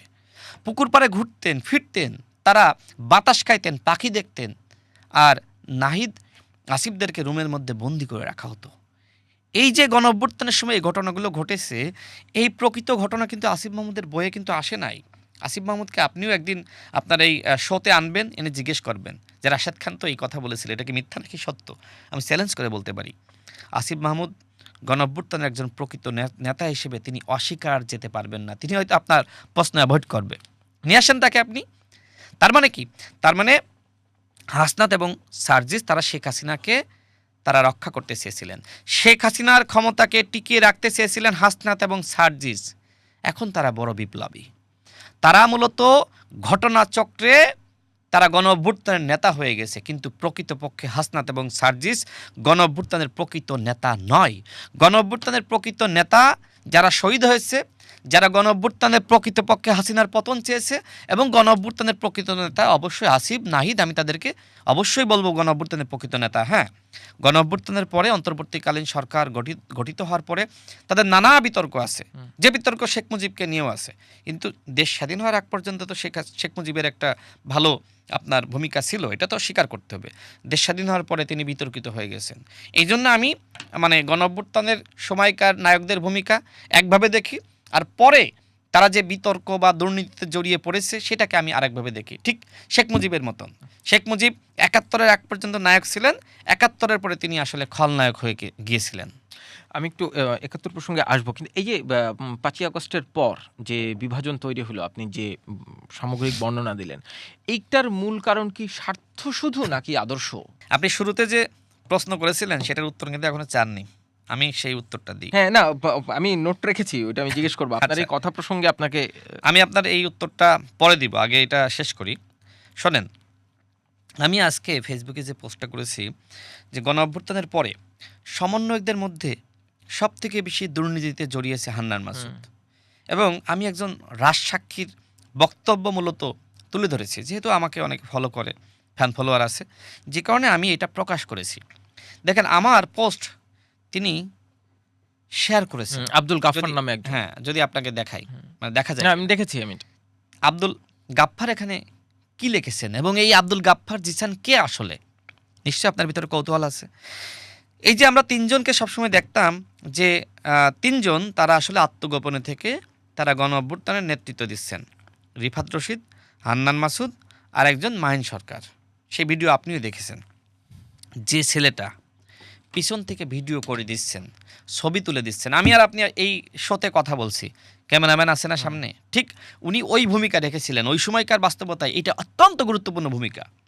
এই যে আবু সাইদ, তিনি যে আসলে মানে শহীদ হলেন, এবং এই যে আবু সাইদকে যেভাবে গুলি করে হত্যা করা হলো, যে ক্যামেরাম্যান তিনি এটা ধারণ করেছিলেন, তিনি অত্যন্ত সাহসী এবং গুরুত্বপূর্ণ ভূমিকা রেখেছিলেন, এবং ওই দৃশ্য একটা গণঅভ্যুত্থান ঘটিয়ে দিয়েছে। ঠিক একইভাবে এই আব্দুল গফফার জিসান তিনি এই ভিডিওগুলো করেছিলেন, তাদেরকে সহযোগিতা করেছিলেন, তাদেরকে সাথে ছিলেন, বুদ্ধি পরামর্শ দিয়ে, তাদেরকে নিরাপত্তা দিয়ে, তাদেরকে অভয় দিয়ে সাথে ছিলেন। সে আব্দুল গফফার জিসান হান্নান মাসুদের এলাকার, সে আব্দুল গফফার জিসান কেন হান্নান মাসুদের বিষয়ে আমার কাছে এই তথ্যগুলো দিলেন? কারণ তিনি দুঃখ পেয়েছিলেন। তিনি তার যে পোস্ট তিনি করেছেন, আমার পোস্ট শেয়ার দিয়ে সেখানে উল্লেখ করেছেন, অনেকেই আমাকে প্রশ্ন করে, আমি গণঅভ্যুত্থানের সামনে থেকে নেতৃত্ব দেওয়ার পরেও কেন এনসিপিতে যুক্ত হয়নি, তার কিঞ্চিত উত্তর এমডি রাশেদ খান ভাইয়ের এই পোস্টে রয়েছে। যে ফ্যাসিস্টকে হটানোর জন্য আমাদের ১৭ বছর সংগ্রাম, ২,০০০ মানুষের আত্মত্যাগ, অসংখ্য মানুষের জেল জুলুম নির্যাতন, তাদের সাথে তো আর বেইমানি করা যাবে না। কিন্তু এনসিপির অধিকাংশ নেতা সেই বেইমানি করেছিল। সেই ফ্যাসিস্ট আওয়ামী লীগকে হটানোর জন্য আমাদের এই আন্দোলন, যেই ফ্যাসিস্ট আওয়ামী লীগকে হটানোর জন্য আমাদের এই আন্দোলন, সেই আওয়ামী লীগকে যদি 10 দিনের মাথায় আওয়ামী লীগের নেতাদেরকে নিয়ে যদি 10 দিনের মাথায় কেউ বসে, সেটা দেখে আসলে আমাদের রক্তক্ষরণ হওয়া ছাড়া আর কিছু হয় না। তেমনি একটা ঘটনা, নোয়াখালী 4 আসনের আওয়ামী লীগের সংসদ সদস্য একরামুল করিম চৌধুরী, যাকে টাকার বিনিময়ে বিদেশে পাঠানোর জন্য আব্দুল হান্নান মাসুদ মরিয়া হয়ে উঠেছিল। আব্দুল হান্নান মাসুদকে এখানে ট্যাগ দিয়েছে। দেখেন, আমি জিসানকে বলছিলাম যে আমি যদি এগুলো প্রকাশ করি তাহলে আব্দুল হান্নান মাসুদ তোমার কাছে কি ফোন দিবে না? বলছে, ভাই ওর এত দুর্বলতা আছে, ও আমার কাছে ফোন দিয়ে কি মরবে? গণঅভ্যুত্থানের পরে এই আব্দুল হান্নান মাসুদ, তার বৈঠক শুরুই হয়েছে আওয়ামী লীগের নেতাদের সাথে বসার মাধ্যমে। এবং গণঅভ্যুত্থানের সময় যেমনিভাবে আব্দুল গফফার, জিসান আব্দুল হান্নান মাসুদের সাথে ছিলেন, ঠিক গণঅভ্যুত্থানের পরেও বেশ কিছুদিন তার সাথে ছিলেন। কিন্তু যে সময় দেখলেন যে নায়ক মাসুদ খলনায়কে পরিণত হচ্ছে, তিনি আওয়ামী লীগের নেতাদেরকে পুনর্বাসন করছেন, আওয়ামী লীগের এমপিদেরকে বিমান বন্দর পর্যন্ত পৌঁছে দিতে তিনি টাকা দাবি করছেন, সেই সময় তিনি সিদ্ধান্ত নিলেন, না, নায়ক মাসুদ এখন খলনায়কে পরিণত হয়েছে, সুতরাং আমি এই নায়ক মাসুদের সাথে আর থাকবো না। দেখেন, এই যে আমি আজকে পোস্ট করলাম যে গণঅভ্যুত্থানের পরে সবথেকে বেশি দুর্নীতিতে জড়িয়ে পড়েছিল আব্দুল হান্নান মাসুদ, কয়েকটা উদাহরণ দিই। নিশ্চয় আপনি জানেন সে বন্দরের উপদেষ্টা হয়েছিল। আচ্ছা, আমার কাছে প্রশ্ন হলো, আমি আপনাকেই করি, যে গণঅভ্যুত্থানের নায়ক মাসুদ কেন বন্দর মাসুদ হলো? কারণ বন্দরে টাকা, বন্দরে যদি আপনি শ্রমিক সংগঠনের উপদেষ্টা থাকেন, এই শ্রমিকদের মাধ্যমে বিভিন্ন ব্যক্তিকে আপনি ভয় দেখাতে পারবেন, কারণ এইটা আপনার ম্যান পাওয়ার শক্তি, এই শক্তি আপনার আছে। এই জন্য আপনি গণঅভ্যুত্থানের নায়ক মাসুদ, পরবর্তীতে বন্দর মাসুদে আপনি পরিণত হয়েছেন। এটা দুঃখজনক। থানা থেকে আপনি চাঁদাবাজদেরকে ছাড়িয়ে আনতে গেলেন কেন? কারণ এই চাঁদাবাজরা এই হান্নান মাসুদের হয়ে তারা চাঁদাবাজি করছিল, তার একটা ভাগ হান্নান মাসুদ নিয়মিত পাচ্ছিল, এটা তার শক্তি ছিল। অর্থাৎ যে ছাত্রলীগকে, আওয়ামী লীগকে তিনি ঘৃণা করতেন, গণঅভ্যুত্থানের পরে এই আওয়ামী লীগ ছাত্রলীগের সাথে তিনি উঠা বসা শুরু করলেন, তাদেরকে প্রোটেকশন দিলেন এবং তাদের কাছ থেকে টাকা পয়সা মালপানি তিনি কামাইলেন। তাহলে পরিবর্তন কোথায় হবে? যে কথা আপনি বলছিলেন, কেন বিভাজন, কেন পরিবর্তন হইল না, কেন সংস্কার হইল না, আমারও তো একই কথা। হান্নান মাসুদরা যে সময় তারা গণঅভ্যুত্থানের সময় আমাদেরকে ডাকলো, যে সময় তাদের চোখের কান্না আমাদের হৃদয়ে টাচ করেছে, আমরাও কেঁদেছি, কিন্তু পরবর্তীতে তারা যদি টাকার লোভে পড়ে তারা আওয়ামী লীগের এমপিদেরকে প্রোটেকশন দেয়, সেটা তো দুঃখজনক। দেখেন, হান্নান মাসুদ তিনি বলছেন যে একমাত্র মোহাম্মদ আলী ছাড়া নোয়াখালীর কেউ, কোনো আওয়ামী লীগের কেউ আমার শত্রু না। তাহলে উবায়দুল কাদের কি হান্নান মাসুদের বন্ধু ছিল? উবায়দুল কাদেরও নাকি হান্নান মাসুদের কোনো শত্রু ছিল না। যে উবায়দুল কাদের ছাত্রলীগকে উস্কে দিয়েছে, যে উবায়দুল কাদের এই হত্যার নির্দেশনা দিয়েছে, সেই উবায়দুল কাদেরও নাকি হান্নান মাসুদের শত্রু না গণঅভ্যুত্থানের পরে। তাহলে আপনি কি বলবেন? শুধুমাত্র মোহাম্মদ আলী কেন শত্রু হলো? কারণ হান্নান মাসুদ যে আসনের, মোহাম্মদ আলী সেই একই আসনের। এই মোহাম্মদ আলী আওয়ামী লীগের এমপিকে গ্রেপ্তার করাতে ভূমিকা রেখেছে হান্নান মাসুদ ওই সময় তো সমন্বয়ক, মানে কি মন্ত্রী ছিল। সে তার ক্ষমতা ব্যবহার করে মোহাম্মদ আলীকে জেলে পাঠিয়েছে এবং সে মনে করছিল যে মোহাম্মদ আলী যদি জেলের বাইরে থাকে সেক্ষেত্রে আমি হয়তো এমপি হইতে পারবো না। এই যে এমপি হওয়ার জন্য আওয়ামী লীগের এমপিদেরকে সে জেলে পাঠাইলো, এটা কি কোনো সংস্কার হতে পারে? হ্যাঁ, সে যদি অন্যায় করে থাকে তাকে পুলিশ ধরবে। আওয়ামী লীগের সবাইকে অপরাধ করেছে, সুতরাং আপনার ক্ষমতার জন্য আপনি যাকে তাকে গ্রেপ্তার করাবেন, আর আপনার ক্ষমতার জন্য আপনি যাকে তাকে প্রোটেকশন দিবেন, এইটা তো হান্নান মাসুদের কাছ থেকে এই প্রত্যাশা আমরা করি নাই। গণঅভ্যুত্থানের পরে হান্নান মাসুদরা এইভাবে বিতর্কিত হয়ে পড়েছিল, এইভাবে তারা চাঁদাবাজিতে লিপ্ত হয়েছিল। এমনকি দেখেন, এই যে সে বিশাল একটা গাড়ি নিয়ে তার এলাকায় যেত না, সেখানে তিনি একদিন বললেন যে জামাতের একজন মানে ব্যবসায়ী নাকি তাকে এই গাড়ি দিয়েছে, বলছিলেন না? এরপরে তিনি জামাতকে নিয়ে অনেক সমালোচনা করলে সেই সময় শিবিরের এবং জামাতের নেতারা বারবার এই গাড়ির কথা বলছিল যে তুমি জামাতের টাকায় চলো, তুমি জামাতের গাড়িতে চড়ো, আর তুমি সেই জামাতের বিরুদ্ধে কথা বলো। দেখেন, তারপরে তারা জামাতের বিরুদ্ধে কথা বলা বন্ধ করেছে। তাই না? এরকম অনেক ঘটনা কিন্তু আছে। এনসিপির সাথে এই বিস্তারিতগুলো নিশ্চয়ই আপনার বইয়ে আরো ডিটেইল পাবো আমরা, নতুন নতুন তথ্য সহ। আপনি জামাতের প্রসঙ্গ যেহেতু তুললেনি, এনসিপির সাথে জামাতের জোটটা কিভাবে দেখেন আপনি? শুরুতে এনসিপি, গণ অধিকার পরিষদ, এবি পার্টি, রাষ্ট্র সংস্কার আন্দোলন, হ্যাঁ, একটা এই ৪টি দলকে নিয়ে এনসিপি জোট করতে চেয়েছিল এবং এই জোট করার জন্য এক প্রকার নাসিরুদ্দিন পাটোয়ারি আমার হাতে পেয়ে ধরেছিল। নাহিদ ইসলাম ছিলেন, সার্জিস আলম ছিলেন, হাসনাত আবদুল্লাহ ছিলেন, তারা আমাকে জড়িয়ে ধরেছিলেন যে ভাই আপনি রাজি হইলে জোটটা হয়। আমি নাহিদ ইসলামকে প্রশ্ন করলাম, এই যে তুমি জোট করতে চাও, সে আমার জুনিয়র তো এই জন্য তুমি করে বলেছিলাম যে এই যে জোট করতে চাও, এই জোটের রূপরেখা কী, কেন করতে চাও, এই জোট পরবর্তীতে কার সাথে যাবে? নাহিদ ইসলাম সহ সেখানে উপস্থিত সকলেই আমাকে বলেছিল এই জোট আর যার সাথেই যাক, প্রয়োজনে আমরা এককভাবে নির্বাচন করব, কিন্তু জামাতের সাথে আমরা যাব না। কিন্তু আমি জানতাম যে তারা আমাদেরকে বেচা দিবে জামাতের কাছে অথবা বিএনপির কাছে। দেখেন আমরা একটা শক্তি হয়েছে, তৃতীয় শক্তি। আপনারা যদি আমাদেরকে বেশি আসন না দেন, সেক্ষেত্রে আমরা কিন্তু বিপদে ফেলবো, নির্বাচন হইতে দিব না। সেখানে আমাকে মানে বলা যায় যে একজন নেতা এক প্রকার হুমকিও দিয়েছিল, আমি যদি জোট না করি তাহলে তারা তাদের জোট থেকে আমার আসনে আওয়ামী লীগের যিনি ডামি এমপি ছিলেন তাকে নমিনেশন দিবে। আমি তখন আরও অনড় হয়ে পড়লাম যে না, আমাকে হুমকি দিচ্ছে এই সংস্কারবাদী নেতারা যে আমি যদি এই জোটে রাজি না হই, সেক্ষেত্রে আমার এলাকায় তারা নাকি ডামি এমপিকে, আওয়ামী লীগের ডামি এমপিকে নমিনেশন দেবে। আমি বলেছিলাম ঠিক আছে দেন, দেখি আপনাদের মানে কর্মকাণ্ড আমি দেখতে চাই, দেন নমিনেশন, আমি আপনার সাথে জোটে নাই, কি করবেন আপনি? এখন জোটে কেন নাই? কারণ আমি জানতাম যে এই ছেলেগুলো পরবর্তীতে জামাতের সাথে যাবে। গণ অধিকার পরিষদ ২০২২ সাল থেকে বিএনপির সাথে জোটে রয়েছে। আমার কি এমন সংকট বিএনপির সাথে হলো যে আমি আসলে বিএনপিকে হুট করে ছেড়ে দিয়ে আমি জামাতের সাথে জোট করবে যারা, তাদের সাথে আমি জোট করব? আমি জানতাম তো যে তারা এটা করবে, সেটাই তো হয়েছে। মানে কি দেখে আপনার মনে হচ্ছিল যে তারা জামাতের সাথেই যাবে? কারণ তাদের জামাতের সাথে আলোচনা চলছিল আলোচনা, এটা আমি মোটামুটি জানতাম, এবং তাদের কিছু নেতৃবৃন্দ তারা আসলে বিএনপির সাথে যেতে চাচ্ছিল না, তারা জামাতের সাথে যাবে। কিন্তু এই জোটটা করলে যেটি হবে, জামাতের কাছ থেকে বেশি আসন ভাগিয়ে নিতে পারবে। এনসিপি 30টা আসন পেয়েছে না? এখন এই জোটটা যদি হতো, গণ অধিকার পরিষদ তো গুরুত্বপূর্ণ স্টেক হোল্ডার ছিল, এই জোটটা হলে মোটামুটি তারা 100 আসন জামাতের কাছ থেকে নিতে পারত। তাদের এই ধরনের একটি প্ল্যান ছিল। এখন দেখেন তারা কিভাবে প্রতারণা করলো। রাষ্ট্র সংস্কার আন্দোলন বিএনপির সাথে যুগপৎ আন্দোলন ছিল না? এই রাষ্ট্র সংস্কার আন্দোলনকে বলল যে আমরা আর যার সাথে যাই না কেন, আমরা জামাতের সাথে যাব না। রাষ্ট্র সংস্কার আন্দোলন তো আসলে এই স্বাধীনতা বিরোধী শক্তি যারা, তাদের সাথে কখনোই যাবে না, এবং এই শর্তেই তারা এসেছিল। পরবর্তীতে রাষ্ট্র সংস্কার আন্দোলনের সভাপতি যিনি জনাব হাসনাত কায়ুম, তার বক্তব্য শোনেন নাই? তিনি বলেছিলেন যে এনসিপি যে অপরাধ করেছে, সেই অপরাধের আসলে ক্ষমা হয় না। তারা জানে না যে জাতির সাথে তারা কত বড় প্রতারণা করেছে, প্রহসন করেছে, বেইমানি করেছে। এই কথা মোটামুটি এই ধরনের কথাই কিন্তু তিনি বলেছিলেন। ঠিক একই ধরনের প্রতারণা যে গণ অধিকার পরিষদের সাথে করতো না, তার নিশ্চয়তা কি? আমি এটা বুঝতে পেরেছিলাম। এখন অনেকে প্রশ্ন তুলতে পারে যে আপনি কেন তাহলে গণ অধিকার পরিষদ ছেড়ে বিএনপিতে গেলেন? আমি এই প্রশ্নই এখনই সেই প্রশ্নটাই করতাম যে আপনি গণ অধিকার পরিষদ ছাড়লেন কেন? গণ অধিকার পরিষদ এই মুহূর্তে বিএনপির সাথে আছে না? নুরুল হক নূর বিএনপি সরকার প্রতিমন্ত্রী, আর আমি বিএনপির সাথে আছি। গণ অধিকার পরিষদ এবং বিএনপির মধ্যে আদর্শিক মিলের জায়গাটা আছে, এবং আমি ২০২২ সালের পর থেকে যে সময় আসলে যুগপৎ আন্দোলনটা শুরু হয়, সেই সময় থেকে বাংলাদেশের বর্তমান প্রধানমন্ত্রী এবং ওই সময় বিএনপির ভারপ্রাপ্ত চেয়ারম্যান ছিলেন জনাব তারেক রহমানের সাথে আমার একটা ভালো যোগাযোগ সম্পর্ক ছিল, নুরুল হক নূরেরও ছিল। আমরা একসাথে লড়াইটা করছিলাম। তো আমার কাছে এই লড়াই করতে গিয়ে মনে হয়েছে যে হ্যাঁ, আমাদের ভিতরে আদর্শিক মিলটা আছে। পরবর্তীতে যে প্রবলেমটা হলো সেটা হলো যে আরপিও সংশোধন। আরপিও সংশোধন কেন করলো? এটা কিন্তু জামাত এবং এনসিপি করিয়েছে।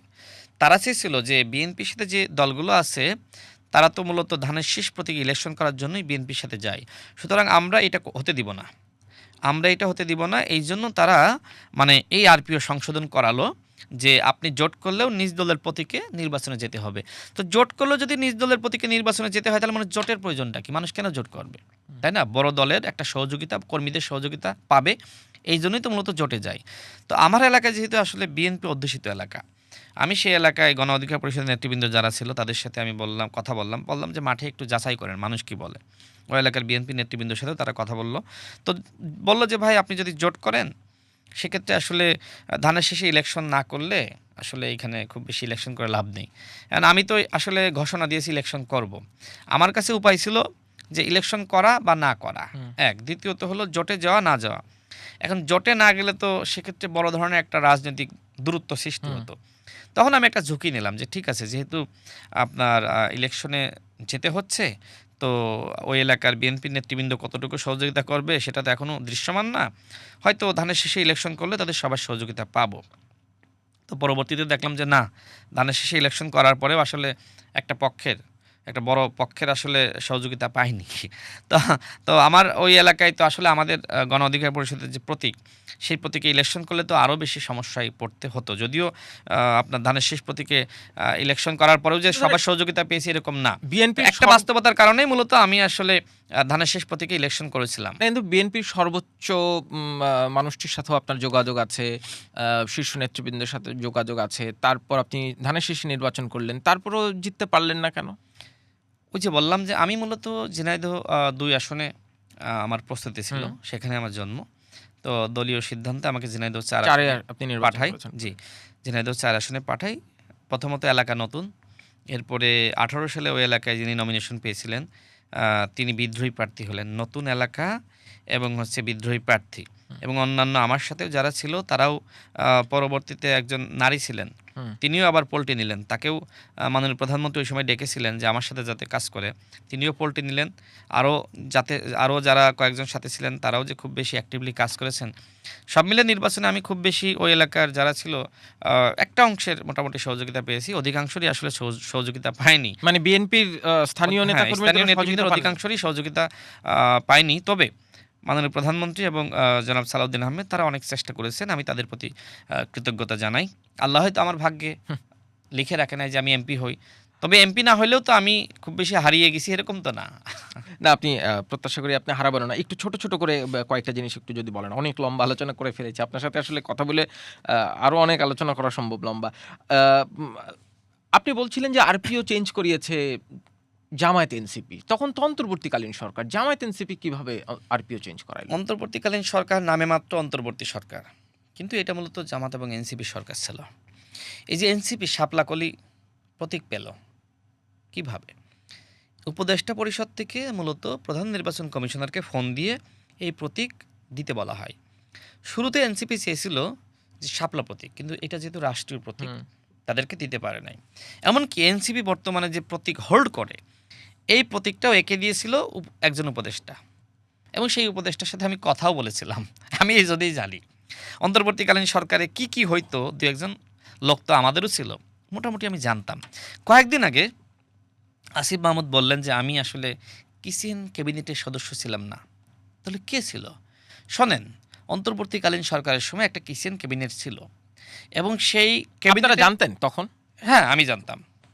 তখন আপনারা এই বিষয়গুলো নিয়ে কথা না, বলেন নাই তখন কেন? আসলে কথা অনেক বলেছি। কে বলেছে বলি না, আমি প্রচুর কথা বলি। না, নির্বাচনের পর এই বিষয়গুলো যতটা না, না। স্পষ্টভাবে আপনারা আমি বলেছেন, আমি অন্তর্বর্তীকালীন শোনেন, সরকারের সময় এত আমি স্পষ্ট চ্যালেঞ্জ করে শুনি বলতে নাই। পারি, অন্তর্বর্তীকালীন সরকারের যদি সমালোচকদের তালিকা তৈরি করেন এক না, না, নম্বরে আমি রাশেদ খান না, থাকব। না, আপনি সমালোচনা অনেক করেছেন, সেটা নিয়ে বলছি না। কিন্তু নির্বাচনের পর এই যে অন্তর্বর্তীকালীন সরকারের উপদেষ্টারা এখন নিজেদেরকে অন্তর্বর্তীকালীন সরকারের অনেক কাজকে ডিজোন করছেন।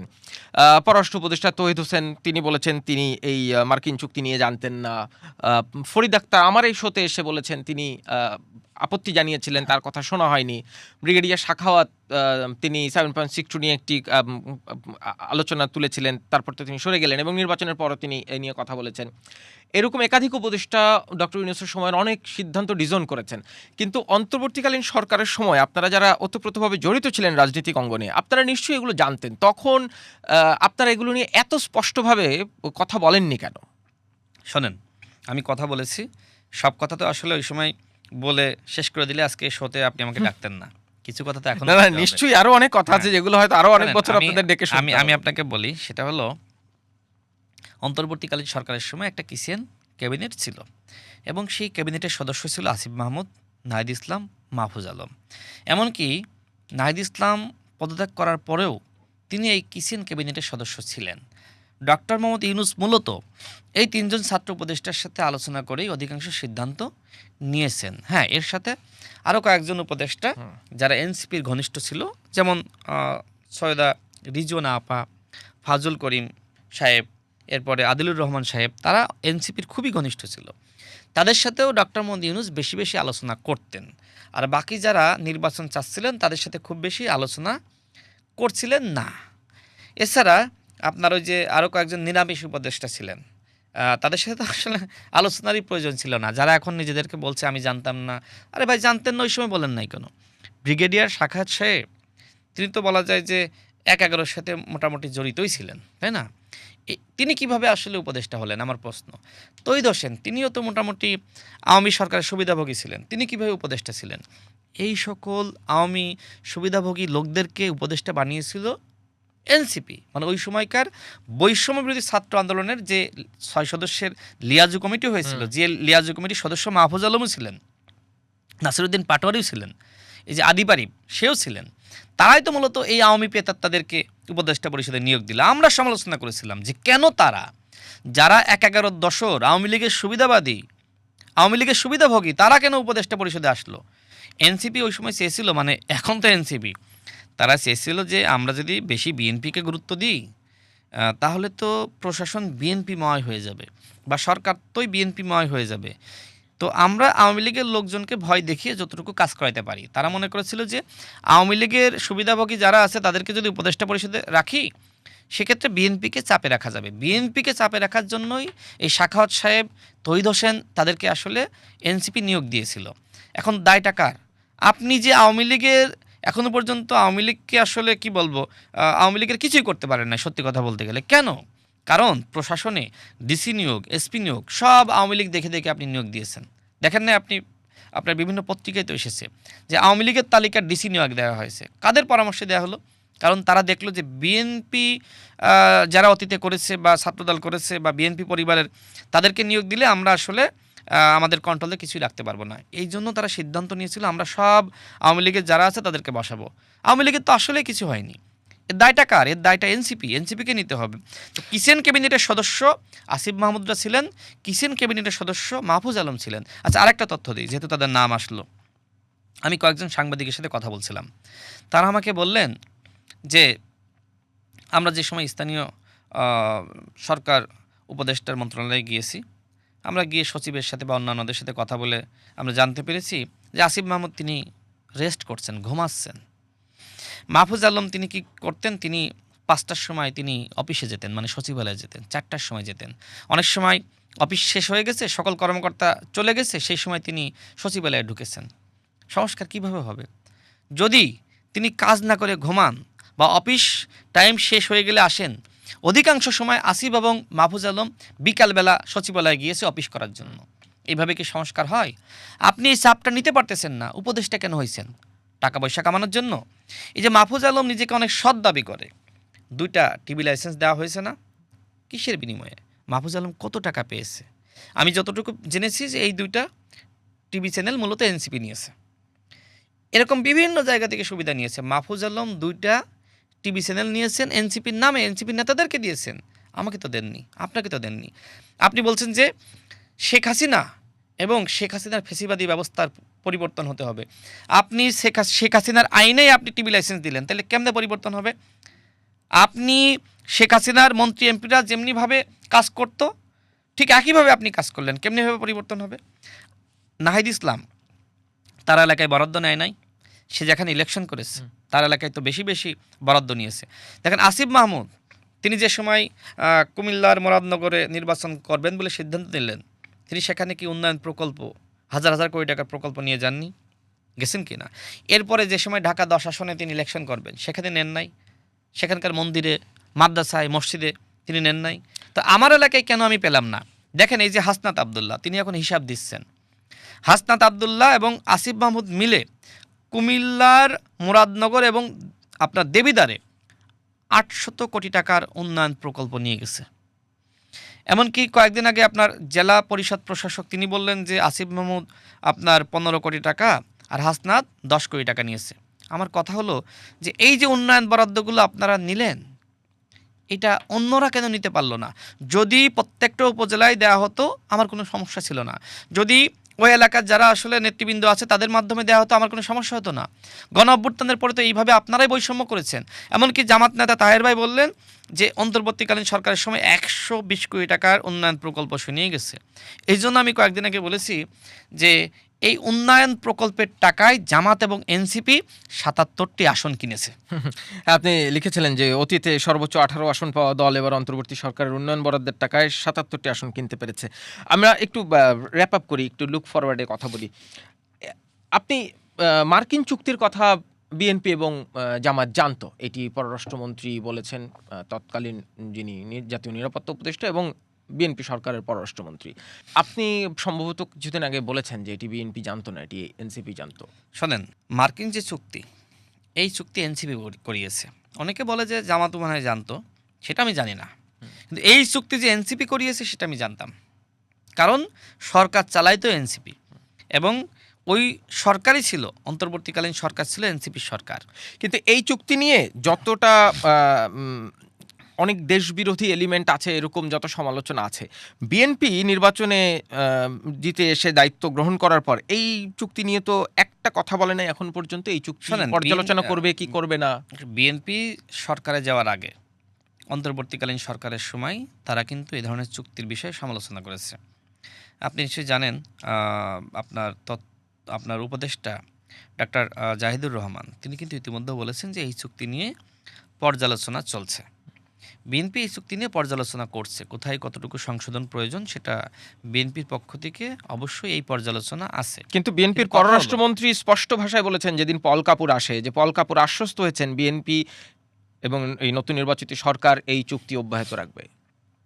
একটা সরকার যে সময় দায়িত্বে আসে, ওই সরকারের বিভিন্ন দেশের সমর্থন লাগে, লাগে কি না বলেন? অবশ্যই লাগে। যে সময় অন্তর্বর্তীকালীন সরকার আসলো, তাদের কি আপনার মার্কিন সমর্থন, অন্যান্য দেশের সমর্থন, বা এমনকি ভারতের সমর্থন বা অন্যান্য দেশের সমর্থন, মোটামুটি ইউরোপ আমেরিকার সমর্থন লেগেছে, লাগে বৈধতার জন্য। ঠিক বিএনপি নির্বাচিত সরকার, জনগণের ভোটে এসেছে। আন্তর্জাতিক কমিউনিটি যদি এই সরকারকে সহযোগিতা না করে, সরকার কি খুব বেশি ভালোভাবে ফাংশনাল হতে পারবে? নানান চাপে পড়বে। সুতরাং ডক্টর মোহাম্মদ ইউনূস যে চুক্তিগুলো করে গেছে, বিএনপি এসে ক্ষমতায় বসার সাথে সাথেই চাইলেই সেই চুক্তি বাতিল করতে পারে না। বাতিল করলে সংশ্লিষ্ট রাষ্ট্র তারা ক্ষুব্ধ হয়। রাষ্ট্রের যারা পলিসি মেকার রয়েছে তারা কিন্তু অসহযোগিতা শুরু করে। এখন বিএনপি কি ক্ষমতায় এসেই সেই অসহযোগিতা সৃষ্টি হোক সেটা চাইবে? চাইবে না। বিএনপি যখন আরও বেশি তারা স্টেবল হবে, তারা ধাপে ধাপে কিন্তু এই সমস্যা বা সংকট যেটা অন্তর্বর্তীকালীন সরকার করে গেছে সেগুলো সমাধানের উদ্যোগ গ্রহণ করবে। এই জন্য সময় লাগবে। কিন্তু কথা হলো, দায় তো এনসিপির। এনসিপি সরকার গঠন করলো। আচ্ছা, আমি ধরে নিলাম যে এনসিপির দায় না, শুধু ডক্টর মোহাম্মদ ইউনূস দায়ী, যেহেতু কোনো উপদেষ্টা দায় নিতে চাচ্ছে না। ডক্টর মোহাম্মদ ইউনূসকে কি আমি বসিয়েছি? আপনি বসিয়েছেন। তার মানে ডক্টর মোহাম্মদ ইউনূস যদি অপরাধ করেও থাকে, সমস্ত দায় নাহিদ ইসলামের, সমস্ত দায় আসিফ মাহমুদের। কারণ ডক্টর মোহাম্মদ ইউনূস তো আমার সিলেকশন না। ডক্টর মোহাম্মদ ইউনূস, নাহিদ ইসলাম এবং আসিফ মাহমুদের সিলেকশন, এবং তারা এক ধরনের গর্ব করে যে আমিই ফোন দিয়েছিলাম।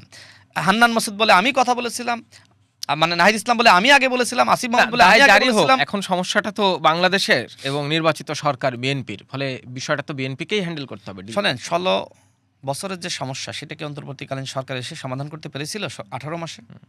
পারে নাই তো, তাই না? ঠিক একইভাবে ওই 16 বছরের সমস্যা এবং 18 মাসের সমস্যা, সেটা এই মোটামুটি 3.5 মাসে এটা কি সমাধান করা সম্ভব? সময় লাগবে। বাংলাদেশে যদি পরিবর্তন হয়, সেটা অতীতে শহীদ প্রেসিডেন্ট জিয়াউর রহমানের হাত ধরে পরিবর্তন হয়েছে, দেশনেত্রী বেগম খালেদা জিয়ার হাত ধরে পরিবর্তন হয়েছে, আর ভবিষ্যতে এবং বর্তমানে যতটুকু পরিবর্তন সংস্কার হচ্ছে, রাষ্ট্রের পুনর্গঠন হচ্ছে বা হবে, সেই পুনর্গঠনটা জনাব তারেক রহমানের হাত ধরেই হবে। আমরা 18 মাসে দেখেছি ডক্টর মোহাম্মদ ইউনূস পরিবর্তনের নামে কিভাবে নিজের প্রতিষ্ঠানের পরিবর্তন করেছেন, আর্থিক উন্নয়ন করেছেন। পরিবর্তনের নামে আসিফ মাহমুদ, এই যে আমরা দেখলাম তিনি ওয়ার্ডে ওয়ার্ডে গরু কুরবানি দিচ্ছেন এবং তার নেতারা বিতরণ করলেন। আসিফ মাহমুদ তিনি সরকারে ছিলেন, তাই না? সরকারের ওই 17-18 মাসে তিনি কয় টাকা বেতন পেয়েছেন? কয় টাকা বেতন পেয়েছেন, তাই না? ঠিক 6 মাসে ছিলেন নাহিদ ইসলাম। নাহিদ ইসলাম ছিলেন 6 মাসে। হাসনাত সার্জিস কোনো সরকারে ছিল না। নির্বাচনের সময় হাসনাত এবং সার্জিস মোটামুটি প্রায় 10 থেকে 15 কোটি টাকা তাদের আসনে খরচ করেছে। নাহিদ ইসলাম তার এলাকায় কয়েক কোটি টাকা খরচ করেছে। এমনকি যারা নির্বাচন করেছে তারা প্রত্যেকে কয়েক কোটি টাকা করে তাদের আসনে খরচ করেছে। জামাতের পক্ষ থেকে এনসিপিকে 100 কোটি টাকা এই নির্বাচনের সময় দেওয়া হয়েছে। কেন দিল? এই যে আমি তো এই জন্যই বলেছিলাম যে মূলত এনসিপি জামাতের কাছে 100 কোটি টাকায় বিক্রি হয়েছে। নাসিরউদ্দিন পাটোয়ারির বক্তব্য অ্যানালাইসিস করেন। তিনি কি বলেছিলেন? জামাত ইসলাম স্বাধীনতা, সার্বভৌমত্ব, মানচিত্র বিরোধী শক্তি। সেই শক্তির সাথে এই টাকার কাছে বিক্রি হয়ে গেছে, সেই শক্তির কাছে। নাহিদ ইসলাম নিজে বলল এদেশের মানুষ জামাত ইসলামকে গ্রহণ করবে না, জামাতের নেতৃত্বকে গ্রহণ করবে না, সংস্কারের নামে জামাত প্রতারণা করছে। এখন নাহিদ ইসলাম বলছে এইটা হলো সংস্কারের জোট। নাহিদ ইসলাম বলছে না সংস্কারের জোট। যাকে আপনি প্রতারক বললেন সে এখন আপনার বন্ধু হয়ে গেল, সে এখন সংস্কার বিরোধী শক্তি, এখন সংস্কারের পক্ষে হয়ে গেল। এনসিপি জামাতের জোট এটা দেশের জন্য হুমকি। এনসিপি জামাতের জোট এটা স্বাধীনতা, সার্বভৌমত্ব, মানচিত্রের জন্য হুমকি। আমি একটু শেষ করি। আপনি বলছিলেন সংস্কার হবে এই সরকারের, প্রেসিডেন্ট জিয়াউর রহমান খালেদা জিয়া এবং এখন তারেক রহমানের হাত ধরে। এই মুহূর্তে রাজনীতিতে সবচেয়ে যে বিষয়টি আলোচনায়, আওয়ামী লীগ কি ফিরবে, শেখ হাসিনা কি ফিরবে, এবং আওয়ামী লীগের যারা সমর্থক আছেন, যারা ফৌজদারি অপরাধ করেননি, তাদের ভবিষ্যৎ কি হবে একটি ইনক্লুসিভ সোসাইটি, ইনক্লুসিভ রাষ্ট্র গঠনের ক্ষেত্রে? দেখেন, জামাত এবং এনসিপির আচরণ দেখে মনে হচ্ছে যে তারা আওয়ামী লীগকে সাথে নিয়ে আন্দোলন করতে চায়। অর্থাৎ জামাত এবং এনসিপি আন্দোলনে আওয়ামী লীগের সহযোগিতা চায়। আমার কাছে যে অনুমান, তাদের আচরণ দেখে মনে হচ্ছে যে জামাতের আমির ডাক্তার শফিকুর রহমানের সাথে ফ্যাসিস্ট শেখ হাসিনার কথা হয়েছে। হয়তো অতীতে যেভাবে তারা একসাথে আন্দোলন করেছিল, জামাত এবং আওয়ামী লীগ তো অতীতে বিএনপির বিরুদ্ধে একসাথে আন্দোলন করেছে, তাই না? সুতরাং কেউ যদি এখন মনে করে যে ভবিষ্যতে জামাত এবং আওয়ামী লীগ এক হবে না, সেটা ভুল। স্বার্থের জন্য জামাত ইসলাম নিজেকে অসংখ্যবার বিক্রি করেছে। তারা একবার এরশাদের কাছে বিক্রি হয়েছিল না, 86 নির্বাচনে তারা এরশাদের সাথে গিয়েছে। এরপরে তারা 96-তে এই ফ্যাসিস্ট আওয়ামী লীগের সাথে হাত মিলিয়ে বিএনপির বিরুদ্ধে আন্দোলন করেছে। ফখরুদ্দিন মঈনুদ্দিনের সময় তারা আওয়ামী লীগ এবং বিএনপি দুই দলের বিপক্ষে গিয়েছে। তারা চেয়েছিল যে এই দুই দলের ভবিষ্যৎটা কি হবে। আমি আসতেছি। ঠিক একইভাবে এই অন্তর্বর্তীকালীন সরকারের সময় জামাত ইসলাম সব থেকে বেশি সুবিধাভোগী। তারা সবসময় এই সুবিধা নিতে চায়। একটা সংকট সৃষ্টি হলেই ফাঁক ফকর খোঁজে জামাত ইসলাম কিভাবে সুবিধা আদায় করা যায়। এইটা হলো জামাত ইসলামের চরিত্র। এই জামাত ইসলাম এখন বিএনপি সরকারকে বেকায়দায় ফেলানোর জন্য তারা এখন ইসলামী ব্যাংকের গ্রাহক সেজে এখন আন্দোলন করছে। এই যে মতিঝিলে যে আন্দোলনটা দেখতেছেন চেয়ারম্যান নিয়োগকে কেন্দ্র করে, এইখানে তো কোনো সাধারণ গ্রাহক না, এটা জামাত ইসলামের গ্রাহক, এটা জামাত ইসলামের লোকজন মূলত সরকারকে নানানভাবে বেকায়দায় ফেলানোর জন্য এইভাবে জামাত ইসলাম চক্রান্ত করছে। ঠিক একইভাবে হয়তো কিছুদিন পরেই আমরা দেখতে পারবো এনসিপি এবং জামাত আওয়ামী লীগ এক হয়ে গেছে। এনসিপি জামাত আওয়ামী লীগ এক হয়ে বিএনপির বিরুদ্ধে আন্দোলন করছে। কিন্তু আমি এতটুকু বলতে চাই, এই শক্তি যদি একও হয়, বিএনপির সাথে জনগণ আছে। বিএনপিকে সংস্কার বিরোধী, বিএনপিকে চাঁদাবাজ, বিএনপিকে নানানভাবে গালিগালাজ করা হয়েছে, তারপরেও জনগণ বিএনপির উপরে আস্থা রেখেছে। আওয়ামী লীগের অধিকাংশ মানুষজন তারা জামাত ইসলামকে ভোট দিয়েছে খুলনা বিভাগ এলাকায়। মানে আমার অঞ্চলের বিষয়টা আমি জানি, অন্য এলাকায় কী হয়েছে আমি সেটা বলতে পারতেছি না, কারণ সেখানকার আওয়ামী লীগের লোকজন, আমি আরেকজন আমাদের বিএনপির সিনিয়র নেতার সাথে কথা বলছিলাম যে খুলনা বিভাগে আসলে এইভাবে কেন আমাদের অবস্থা খারাপ হলো। হ্যাঁ, অন্য এলাকায় কী হয়েছে আমি জানি না, বাট আমার এলাকার কথা বলি। সেখানকার আওয়ামী লীগের নেতারা সিদ্ধান্ত নিয়েছে যে যদি জামাত ইসলাম ক্ষমতায় আসে তাহলে আমাদের ফিরে আসার সম্ভাবনা বাড়বে। এখন জামাতের একজন বক্তার বক্তব্য আমি শুনছিলাম, তিনি বলছেন যে আমরা 164টি আসন পেয়েছি কিন্তু আমরা ক্ষমতায় যাইনি। এর কারণটা হলো যে আমরা যদি ক্ষমতায় যাই সেক্ষেত্রে আমরা এক সপ্তাহ টিকতে পারবো না। বিএনপি সহ আওয়ামী লীগ অন্যান্য দল এক হয়ে আমাদেরকে ক্ষমতা থেকে নামিয়ে দিবে, সেনাবাহিনী ক্ষমতা দখল করবে, এই ধরনের কথা বলেছে না, ওয়াজটা শোনেন নাই? অর্থাৎ তারা মনে করে যে তারা জিতেছিল। জামাতের আমির তিনি বারবার বলছেন যে আমরা 182টি আসনে এগিয়েছিলাম, আর ওই লোক বললেন যে 164টি। জামাতের আরেকজন বুদ্ধিজীবী শাহরিয়ার কবির তিনি বললেন 203 আসনে জামাত নাকি বিজয়ী হয়েছিল। এমনকি জামাতের সেক্রেটারি জেনারেল তিনি আরও অন্য তথ্য দেন, তিনি সম্ভবত 168 আসনের কথা বলেন। অর্থাৎ জামাত ইসলামের এক একজন বুদ্ধিজীবী এক একজন নেতা এক এক তথ্য দেন, কিন্তু সকল তথ্যের মূল তথ্য হলো যে তারা ফেসবুকে সরকার গঠন করেছিল। ফেসবুকে সরকার গঠনের পরে যেহেতু সরকার বাস্তবে চালাইতে পারে নাই বা বাস্তবে ক্ষমতায় আসতে পারে নাই, তারা এখন ছায়া সরকার গঠন করছে। এখন এই যে ছায়া সরকার গঠন কেন করছে? ক্ষমতার স্বাদ নেওয়ার জন্য, যে আমি স্বরাষ্ট্রমন্ত্রী, ছায়া স্বরাষ্ট্রমন্ত্রী, সম্ভবত শুনছি শিশির মনিরকে আপনার ছায়া আইনমন্ত্রী হিসেবে নিয়োগ দেওয়া হবে, এমনকি জামাতের বিভিন্ন এমপিদেরকে ছায়ামন্ত্রী হিসেবে নিয়োগ দেওয়া হবে। এখন তারা কি করবে? তারা এখন ওই মন্ত্রীর বিষয়ে নানান ধরনের সমালোচনা করবে, বিষোদ্গার করবে, সুবিধা নেওয়ার জন্য। শ্যাডো গভর্নমেন্ট যদি প্রকৃতপক্ষে সমালোচনা করা সরকারের ভুলভ্রান্তি ধরার জন্য হতো আমার আপত্তি নাই, কিন্তু এই জামাত ইসলাম তো ভুলভ্রান্তি ধরছে না, এই জামাত ইসলাম ষড়যন্ত্র করছে। সামনে হয়তো আওয়ামী লীগ জামাত একসাথে আন্দোলন করবে, কিন্তু আমাদেরও প্রস্তুতি আছে দেশের জনগণকে সাথে নিয়ে, সেটা উত্তম জবাব ইনশাল্লাহ আমরা দিতে পারবো। তো যে ইনক্লুসিভ রাষ্ট্রের কথা বলি, সেখানে আওয়ামী লীগের যারা সমর্থক আছে, একটা বড় অংশের সমর্থক আওয়ামী লীগের আছে, এটা সবাই স্বীকার করে। তাদের ইনক্লুশনটা কিভাবে হবে? দেখেন, আওয়ামী লীগের পুনর্বাসন তো এনসিপি ইতিমধ্যে শুরু করেছে। নাহিদ ইসলাম নিজেই বলেছে যারা ছাত্রলীগের ছিল, যারা অপরাধ করে নাই, তারা চাইলে আমাদের সাথে আসতে পারে। জামাত নেতা তাহের ভাই তিনি তার এলাকায় বলেছেন যে এর আগে তো আপনারা মুজিব ভাইকে ভোট দিয়েছেন, আওয়ামী লীগের এমপি, এবার একটু আমাকে ভোট দেন। অর্থাৎ জামাত এবং এনসিপি মিলে এই মুহূর্তে আওয়ামী লীগের পুনর্বাসন করছে, অথচ তারা দায় দিচ্ছে যে বিএনপি নাকি আওয়ামী লীগের পুনর্বাসন করছে।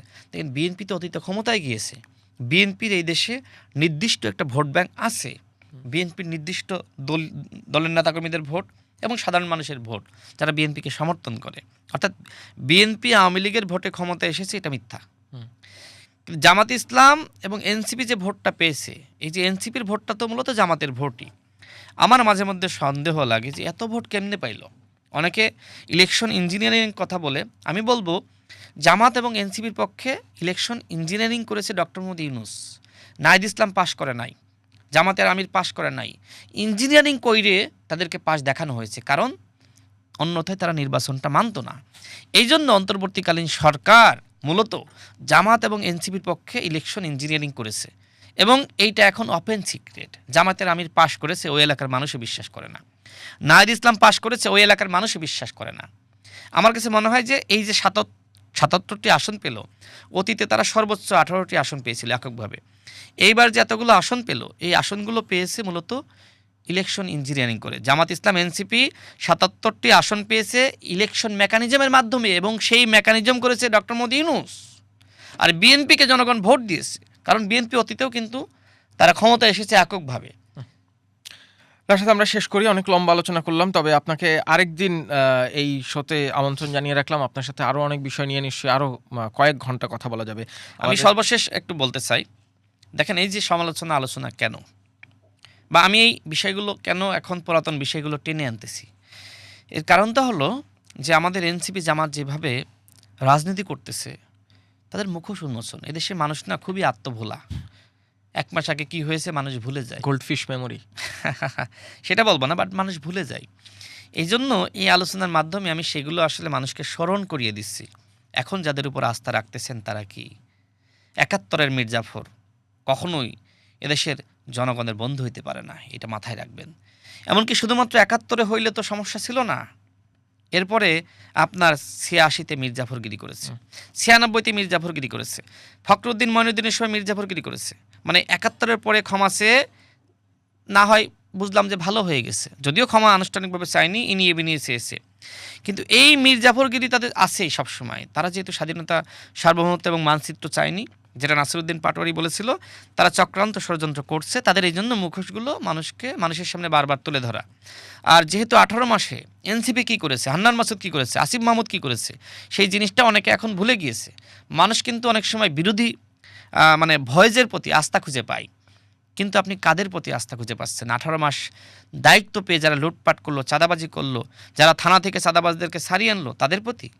এই জন্য মানুষকে সচেতন করার জন্য এই বিষয়গুলো আমি তুলে আনতেছি। তারপরেও যদি জামাত এবং এনসিপি মনে করে যে আমরা অতীতে যা করার করেছি, এখন আমরা পরিবর্তিত পরিস্থিতিতে আমরা নিজেদেরকে পরিবর্তন করব, দেশ পুনর্গঠনে আমরা সরকারকে সহযোগিতা করব, সেক্ষেত্রে আমি তাদের এই পুরাতন বিষয়গুলো সামনে আনবো না। কিন্তু নাসিরউদ্দিন পাটোয়ারিরা যদি ১/১১ সময় মাননীয় প্রধানমন্ত্রীকে যেভাবে কোমর ভাঙা হয়েছিল, সেই কোমর ভাঙাকে কেন্দ্র করে হাসি ঠাট্টা করে তারা যদি বলে যে সেই সময় ভেঙেছে ডিজিএফআই, এখন ভাঙবো আমরা বা জনগণ, তাহলে আমাদেরকে কথা বলতেই হবে। তাদের সেই পুরাতন মানে জামাতের বিরুদ্ধে যা যা বলেছিল, সংস্কার বিরোধী, জামাত চাঁদাবাজ, জামাত এই সেই বিষয়গুলো মানুষকে স্মরণ করিয়ে দিব যে দেখেন ক্ষমতার জন্য কিভাবে এনসিপি জামাত তারা এক হয়েছে। ও আমি একটা বিষয় বলতে ভুলে গিয়েছিলাম, এটা বলে শেষ করব। জামাতের সেক্রেটারি জেনারেল কয়েকদিন আগে না, অন্তর্বর্তীকালীন সরকারের সময় বলেছিল যে আপনার বাপের থেকে বেশি বড় হতে চেয়ে না। আমি একটা প্রোগ্রামে দেখলাম আসিফ মাহমুদ বলছে যে আগামী নির্বাচনে আমরা প্রধান বিরোধী দল হব, ৩৬ সালের নির্বাচনে আমরা ক্ষমতায় যাব। আমার কাছে এখন প্রশ্ন হলো যে জামাত এবং এনসিপিতে জোট রয়েছে, এখন হঠাৎ করে এনসিপি বাপের থেকে বড় হইতে চাই, মানে যেহেতু জামাত দাবি করেছে যে জামাত নাকি এনসিপির বাপ, তাদের সেক্রেটারির বক্তব্য অনুযায়ী যে বাপের থেকে বড় হতে চেয়েও না, বলেছে না? সুতরাং এনসিপি যে এখন প্রধান বিরোধী দল হতে চাচ্ছে আপনার জামাত ইসলামকে হটিয়ে এবং আগামীতে ক্ষমতায় যেতে চাচ্ছে, এটা কি বাপ জানে? বাপ যদি না জানে গ্যাঞ্জাম তো লেগে যাবে। এখন আমরা দেখছি স্থানীয় নির্বাচনকে কেন্দ্র করে এক ধরনের গ্যাঞ্জাম শুরু হচ্ছে। আসিফ মাহমুদকে জামাত আসন ছাড়বে না, এই জন্য এনসিপি এখন সিদ্ধান্ত নিচ্ছে এককভাবে নির্বাচনে যাব। শোনেন, এই যে এনসিপির ৭টা আসন না, এনসিপির ৭টা আসন জামাতের আসন। এককভাবে নির্বাচনে গেলে কোনো একটা জায়গায় এনসিপি পাশ করতে পারবে না, আমি চ্যালেঞ্জ করে বলছি। কারণ এনসিপি ১৮ মাসে যা খেলা দেখিয়েছে, যে অপরাধ দুর্নীতি করেছে, শহীদ উসমান হাদি কিন্তু এনসিপির ৩টা অপরাধের কথা বলে গিয়েছিল। প্রথম অপরাধ কি? ৭১কে আওয়ামী লীগ যেভাবে কুক্ষিগত করেছে, ঠিক একইভাবে জুলাইকে এনসিপি কুক্ষিগত করেছে। এনসিপির নেতারা দুর্নীতি করেছে, এমনকি তারা জুলাই ঐক্য বিনষ্ট করেছে। এই ৩টা অপরাধের কথা বলে গেছে কে? উসমান হাদি, আমি না। সেই উসমান হাদিকে নিয়ে এখন আপনারা রাজনীতি করছেন। এই বাংলাদেশে যতদিন না পর্যন্ত শহীদ উসমান হাদি এনসিপিকে নিয়ে যে কথা বলেছে এই কথার ব্যাখ্যা তারা দিতে পারবে, ততদিন পর্যন্ত বাংলাদেশে এনসিপির রাজনীতি দাঁড়াবে না। হয় উসমান হাদি মিথ্যা অথবা এনসিপি মিথ্যা, দুইটার একটার প্রমাণ এনসিপিকে করতেই হবে। কিন্তু সেই বিষয়ে তাদের কোনো মন্তব্য নাই। সর্বশেষ বলি, আমরা চাই পরিবর্তন। এই পরিবর্তন জামাত ইসলাম এনসিপির মধ্যে আমরা দেখতে চাই। তারা যদি সরকারকে সহযোগিতা করে, দেশ পুনর্গঠনে সহযোগিতা করে, ওকে, আমরা তাদেরকে নিয়ে কাজ করতে চাই। কিন্তু তারা যদি প্রতিদিন গণঅভ্যুত্থানের হুমকি দেয়, তাহলে আমরাও প্রস্তুত আছি তাদেরকে প্রতিহত করার জন্য। আমরা নিশ্চয়ই দেখবো সামনের দিনগুলোতে রাজনীতি কিভাবে এগিয়ে যায়। মোহাম্মদ রাশেদ খান, আপনাকে অসংখ্য ধন্যবাদ আপনাকে আমাদের অসংখ্য আজকে ধন্যবাদ। কথা চলকে কথা বলার জন্য। আমরা কথা বলছিলাম গণ অধিকার পরিষদের সাবেক সাধারণ সম্পাদক এবং বর্তমান বিএনপি নেতা রাশেদ খানের সাথে। আপনাদেরকেও অসংখ্য ধন্যবাদ পডকাস্ট কথা চলক দেখার জন্য।